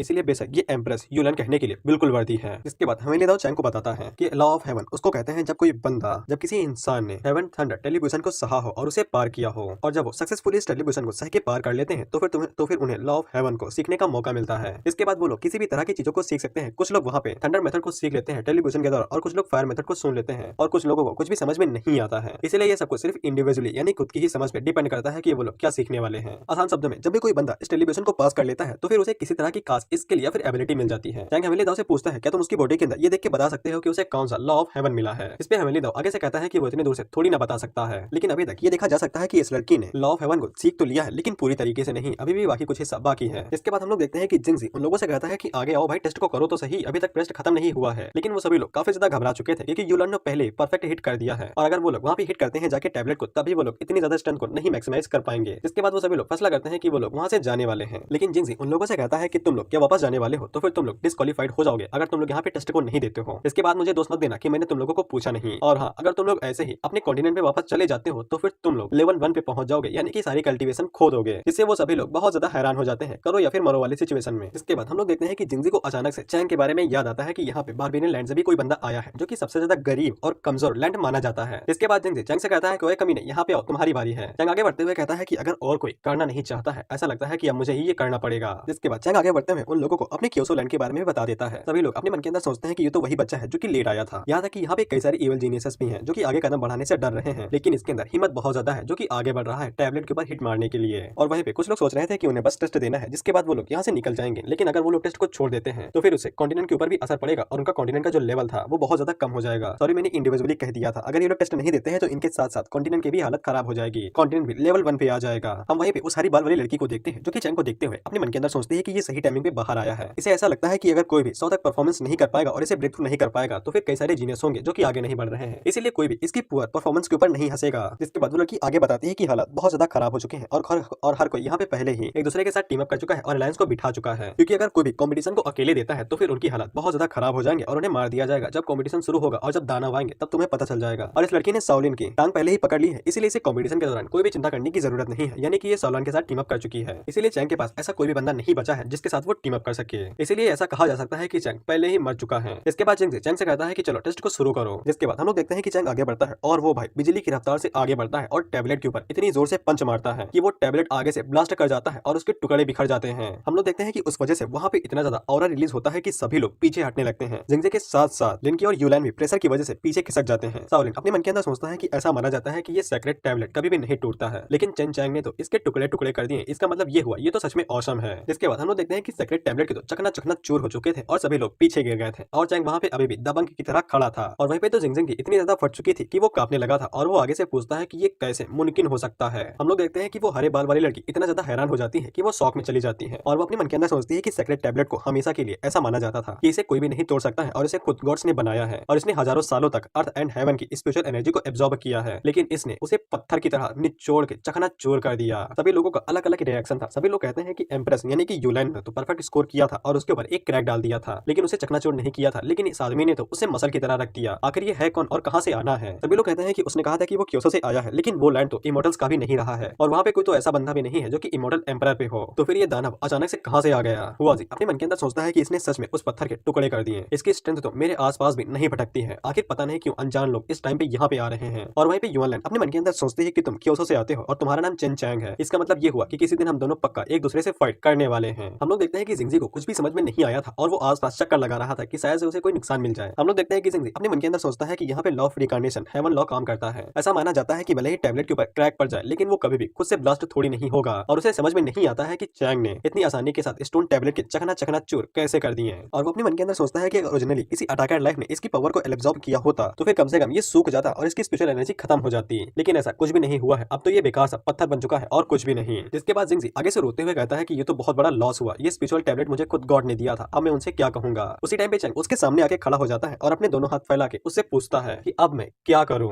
इस तरह से घुटनों पे बैठे मत रहो, जल्दी से बताओ कि सभी लोगों को मेरी कॉम्बैट एबिलिटी कितनी ज्यादा है और डिक्लेयर करो इसको। इसके बाद हम लोग गॉड डोमेन के ना हिलने वाले डोमेन टेम्पल को देखते हैं, जहाँ पे सभी गॉड्स बैठ के एक साथ मेडिटेट करते हैं। हम लोग देखते हैं कि उनके सामने रखा हुआ एक पत्थर आराम से चकनाचूर हो जाता है। तो फिर उन गॉड्स को पता चल जाता है कि वो टैबलेट टूट चुका है, जो कि ईस्टर्न रीजन के अंदर रखा गया था। हालांकि इन सभी गॉड्स को पहले से ही पता था कि उस टैबलेट के अंदर कई सारे लंबे लंबे लूप होल्स हैं, इसलिए उसका टूटना इतना ज्यादा आश्चर्यजनक नहीं था। और साथ ही में उनमें से एक गॉड को ईस्टर्न रीजन का, जो कि एटमॉस्फेयर था यानी कि वातावरण, वो थोड़ा सा अजीब लग रहा था। जिसके बाद वो गॉड अपनी जबान को फेरते हुए कहता है कि उसे आज से पहले कभी भी इतना ज्यादा एक्साइटेड फील नहीं हुआ है। इसके बाद हम लोग देखते हैं कि चैंग ने उस पूरे टैबलेट को तोड़ दिया था, इसीलिए जिंगनी ने वहां पे उस स्टेप को सीधा कैंसिल ही कर दिया था और वो डायरेक्ट अगले स्टेप पे चला गया था, जिसका नया गेम का नाम था रिटर्न ऑफ इमॉर्टल। सभी लोग इस बात से हैरान हो जाते हैं और वो जिंगजी से कहते हैं कि तुम चाहते हो कि हम लोग उस केव के सामने जाके खड़े हो जाए और हर एक केव हमें अलग अलग जगह पे भेज देगी और तुम हमें कोई भी एक्सप्लेनेशन भी नहीं देना चाहते हो। जिंगजी उन लोगों से कहता है कि उसके पीछे इमॉर्टल माउंटेन है और उसके अंदर लगभग 188 केव यानी गुफाएं हैं और हर एक केव अपने इमॉर्टल लैंड के हिसाब से बनाई गई है, यानी कि जैसा लैंडलॉर्ड होगा उस हिसाब से वो केव बनाई गई है। जिंगजी उन लोगों को बताता है कि इमॉर्टल केव को इमॉर्टल पार्टिसिपेंट के हिसाब से बनाया जैसा है, जैसे कि अगर वो लोग टैबलेट के अंदर अपने स्ट्रेंथ को नाच लेते हैं तो फिर वो लोग अपने हिसाब से केव को ले लेते हैं, यानी कि जितने ज्यादा हाई रैंक की केव होगी उतना ज्यादा उसका लेवल डिफिकल्ट होगा। जैसे कि नंबर 1 की केव का लेवल बहुत ज्यादा डिफिकल्ट होगा बाकी 88 के मुकाबले में। लेकिन अब क्योंकि वो पूरा टैबलेट टूट चुका है, इसीलिए कई सारे लोग हैं जिन्होंने अभी तक अपनी स्ट्रेंथ को मापा नहीं है। इसीलिए वो लोग, अगर उन्हें लगता है कि उनकी स्ट्रेंथ इतनी ज्यादा है तो फिर वो लोग हाई रैंक की केव को चुन सकते हैं, नहीं तो वो फिर लो रैंक की केव को चुन सकते हैं। अब सब कुछ उन्हीं के ऊपर डिपेंड करता है और किसी भी केव के अंदर कोई भी लिमिट नहीं है। हर एक केव के अंदर कई सारे लोग जा सकते हैं, अगर वो लोग टीम अप करके जाना चाहे तो फिर वो लोग जा सकते हैं और हर एक केव के अंदर अलग अलग तरह की अपॉर्चुनिटी है। चैंग अपने मन के अंदर कहता है दूसरे शब्दों में अभी तक कुछ लोगों ने अपने टेस्ट नहीं दिया है, इसीलिए वो लोग अगर लो रैंक की केव के अंदर जाते हैं तो फिर उन्हें घाटा होगा, यानी कि वो लोग पिग बन के टाइगर का शिकार करने वाले हैं। और वहीं पे फायदे का मतलब ये होगा कि जो भी लोग अपने ऊपर भरोसा नहीं करते हैं वो लो रैंकिंग में जाके अपनी जिंदगी बचा सकते हैं। उसी टाइम पे लिन की आगे बढ़ता है और वो जिंगजी से पूछता है कि मेरा एक सवाल है, अगर मैं पहली पोजीशन लेता हूँ तो फिर उसका क्या मतलब होगा, अगर मैं लास्ट पोजीशन लेता हूँ तो फिर उसका मतलब क्या होगा। लेकिन उसी टाइम पे हम लोग देखते हैं कि आसमान से एक लाइट आके उसके ऊपर गिरती है, जिससे जिंगजी और ज्यादा हैरान हो जाता है और वो चिल्लाते हुए कहता है कि मैं इतनी जरूरी चीज के बारे में बताना कैसे भूल गया, लेकिन गलती तुम्हारे लोगों की है कि तुमने बीच में उस टैबलेट को तोड़ दिया, जिससे मेरी प्रोसेस के दौरान ब्रेकिंग लग गया। जिंगजी उन लोगों को बताता है कि इमॉर्टल ऑफ रिटर्न से पहले कुछ गॉड्स होंगे जो कि तुम लोगों को मदद करेंगे, जिसको वो लोग चुनेंगे, और जो भी तुम्हारे ऊपर गिर रही है इसका मतलब ये हुआ है कि गॉड ने तुम्हें चुन लिया है। इसके बाद जिंगजी उसे कहता है कि लिन की काफी ज्यादा लकी है क्योंकि उसको एक गॉड ने चुन लिया है और सभी लोग भी इस बात से काफी खुश हो जाते हैं कि लिन की काफी ज्यादा लकी है। इसके बाद हम लोग हुआजी और जुआन मिंग को देखते हैं और उनके ऊपर भी एक लाइट आके गिरती है। हालांकि उन लोगों ने अभी तक टेस्टर को नहीं दिया था, लेकिन इसके बावजूद गॉड्स ने उन्हें चुन लिया है। इसके बाद हम लोग सॉलिन को देखते हैं और उसके ऊपर भी आके लाइट गिरती है, यानी कि उसे भी गॉड ने एक बार चुन लिया है और सभी लोगों को उसे जलन होने लगती है क्योंकि वो अभी भी की रिफाइनिंग पे है। लेकिन तभी एक बंदी की नजर यू लाइन के ऊपर पड़ती है और उसकी जो लाइट थी वो भाई गोल्डन थी, यानी कि एक टाइम पे उसे दो गॉड्स ने चुना है, यानी कि वो दो गॉड्स की हेल्प ले सकती है। इसके बाद बाकी बचे कुछ लोग चैंग की तरफ देखते हुए खुद से कहते हैं कि ये बंदा काफी ज्यादा कमीना है, इसने टैबलेट को तोड़ दिया, इसलिए हम लोग अभी तक अपने टेस्ट भी नहीं दे पाए, लेकिन शायद क्या गॉड की भी हमारे ऊपर भी गिर सकती है और शायद से गॉड हमारी भी मदद करना चाहे। और उन लोगों को पूरा यकीन था कि चैंग ने गॉड की चीज को तोड़ा है, इसलिए एक भी गॉड चैंग की मदद नहीं करना चाहेगा। लेकिन उसी टाइम पे एक भी माँ के चैंग के ऊपर गिरती है। सभी लोग कहते हैं कि इसने तो उसे तोड़ा था तो फिर गॉड ने इसे क्यों चुन लिया है, लेकिन अभी भी इसके ऊपर एक ही लाइट आके गिरी है, यानी कि ये अभी भी एम्प्रेस यूलान से काफी ज्यादा पीछे है और एम्प्रेस यूलान इसे आसानी के साथ हरा देंगी। लेकिन उसी टाइम पे उन लोगों को आसमान में दिखाई देता है कि 3-4 लाइट और आ रही थी और वो चैंग के पास आके गिर के इधर उधर घूमने लगती है, जिससे ज़ूमिंग, लिन की और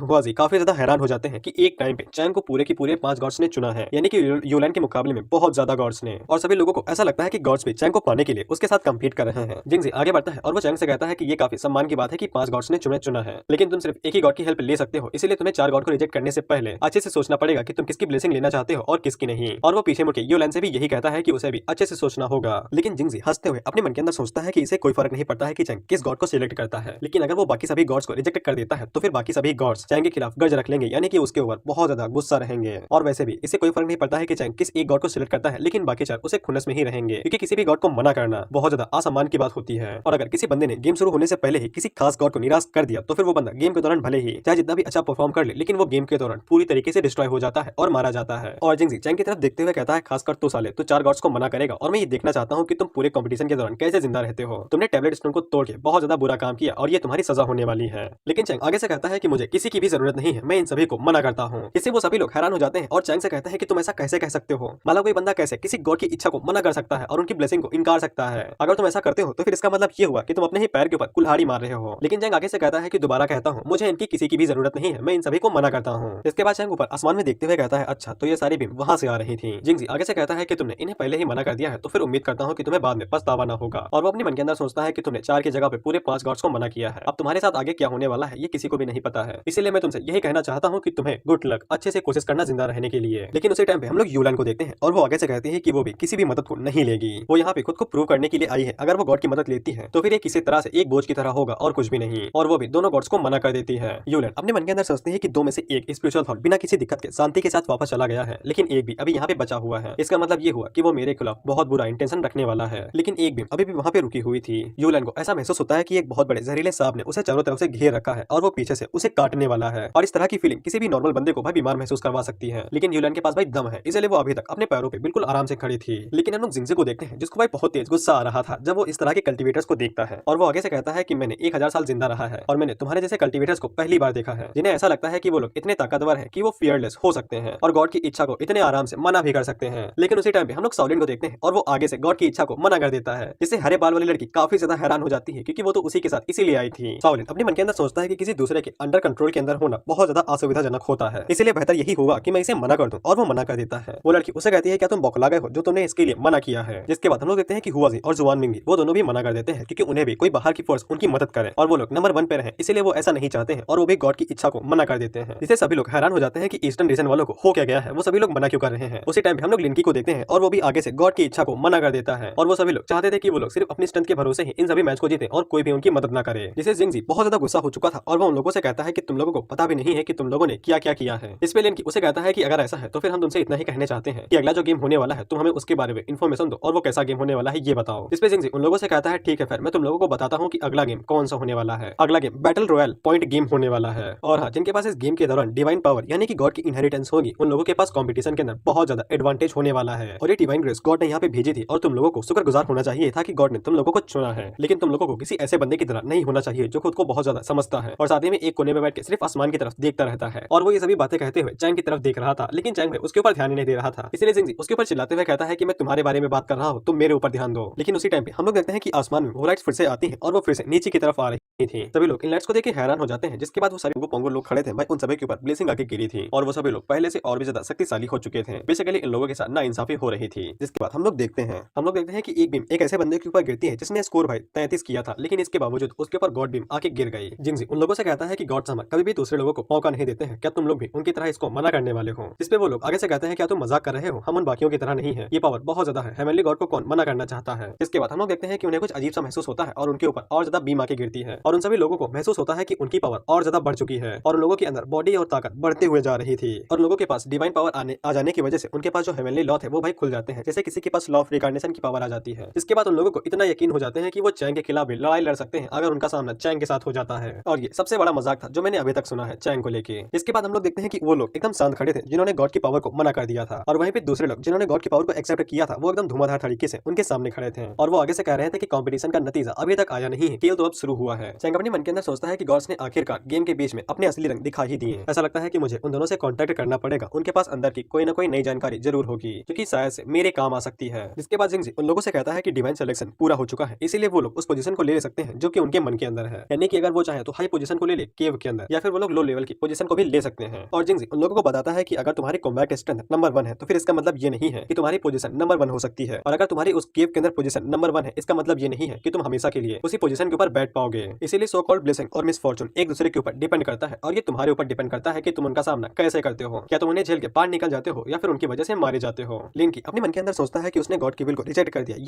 ये अनएक्सपेक्टेड मूव था, लेकिन आगे जो कुछ भी करना है ये सोच समझ के करना होगा। जिसके बाद वो सभी लोग आगे बढ़ने लगते हैं और अपनी अपनी पोजीशन ले लेते हैं। हम लोग देखते हैं कि यूरन आगे बढ़ती है और वो फर्स्ट पोजीशन को एक्वायर करती है। इसके बाद लिंकी आगे बढ़ता है और वो 7th पोजीशन को होल्ड करता है क्योंकि उसकी फैमिली भी 7th पोजीशन में आती है, इसीलिए वो जगह अब से लिंकी की हुई। लेकिन जब लिंकी अपने साइड में देखता है तब 6th पोजीशन के ऊपर हुआजी बैठा हुआ था क्योंकि उसकी फैमिली 6th पोजीशन पे आती है। इसके बाद हम लोग साउलिन को देखते हैं जो कि अपने मन के अंदर सोचता है कि उसे कौन सी पोजीशन लेनी चाहिए, और उसके मन के अंदर फर्स्ट पोजीशन आती है, लेकिन वहाँ पे यूलन थी जो कि गुस्से में वहाँ पे खड़ी थी, यानी वो किसी के साथ भी उस पोजीशन को शेयर नहीं करने वाली थी। इसके बाद साउलिन चैंग की तरफ दिखता है और उससे पूछता है ब्रदर तुम कौन से पोजीशन पे जाने वाले हो। इस पे चैंग आगे से कहता है कि मेरे हिसाब से शायद मैं फर्स्ट पोजीशन पे जाने वाला हूँ। इस पे साउलिन उसे कहता है brother you are very brave, तुम बहुत बहादुर हो जो शेरनी के पास जाने वाले हो। लेकिन इसके बाद में साउलिन को याद आता है कि उसने अभी तक चैंग को खुद से मिलवाया नहीं है, लेकिन चैंग उसके बारे में पहले से ही जानता था और ये भी पता था कि चैंग साउलिन के पास उसके पास पास एक्स्ट्रा ऑर्डिनरी स्ट्रेंथ है। इसके बाद चैंग वहां से जाते हुए उसके कान में कहता है कि और हाँ, उस टैबलेट को ना तोड़ने के लिए तुम्हारा शुक्रिया। इसके बाद चैंग उसे कहते हुए चला जाता है कि कंपटीशन के अंदर मिलेंगे और वो सीरियस होकर उसे ठीक कहता है और वो अपने मन के अंदर सोचता है कि मैंने पूरी कोशिश की थी कि किसी को भी मेरे बारे में पता ना चले, लेकिन इसके बावजूद यहाँ पे कुछ लोग हैं जो कि मुझे जान चुके हैं और अगर मैं अपनी पूरी ताकत के साथ इससे लड़ाई करता हूँ तो फिर शायद से ये मेरा मुकाबला कर सकता है, लेकिन अभी के लिए शांत रहना ही ठीक है और चीजों को एब्जॉर्ब करता हूँ और आखिर में देखेंगे कि इसके साथ क्या करना है। इसके बाद हम लोग देखते हैं कि शाओलिन 188 वाली पोजीशन पे आता है, यानी कि लास्ट स्टेज पे है। इसके बाद हम लोग देखते हैं कि वहाँ पे हरे बाल वाली लड़की आती है जो कि शाओलिन से कहती है कि इन सभी कीव्स को गॉड ने बनाया है, इसीलिए इनके अंदर स्पिरिचुअल एनर्जी भरी हुई है और ये बाहर के मुकाबले में अंदर बहुत ज्यादा बड़ी है। और वो लड़की शाओलिन से कहती है कि उसे नहीं पता था कि कोई उसके जैसा कमजोर होगा जो यहाँ पे शेल्टर लेने के लिए सबसे लास्ट पोजीशन पे आएगा, जबकि इसने शाओलिन को जानबूझ के फॉलो किया था ताकि इसे प्रोटेक्शन मिल सके। इसके बाद वो लड़की अपना नाम मोकिंग बताती है और वो चाहती थी कि शाओलिन उसके साथ अलायंस बिठा ले ताकि उन दोनों को ही फायदा हो, लेकिन भाई शाओलिन वहां से जाते हुए कहता है कि मैं इस पोजीशन पे इसलिए आया था ताकि मुझे शांति मिल सके और मैं लोगों के साथ बात नहीं करना चाहता था, लेकिन आखिर में वो दोनों एक दूसरे के साथ टीम अप कर ही लेते हैं। इसके बाद हम लोग चैंग को देखते हैं जो कि उड़ते हुए डायरेक्ट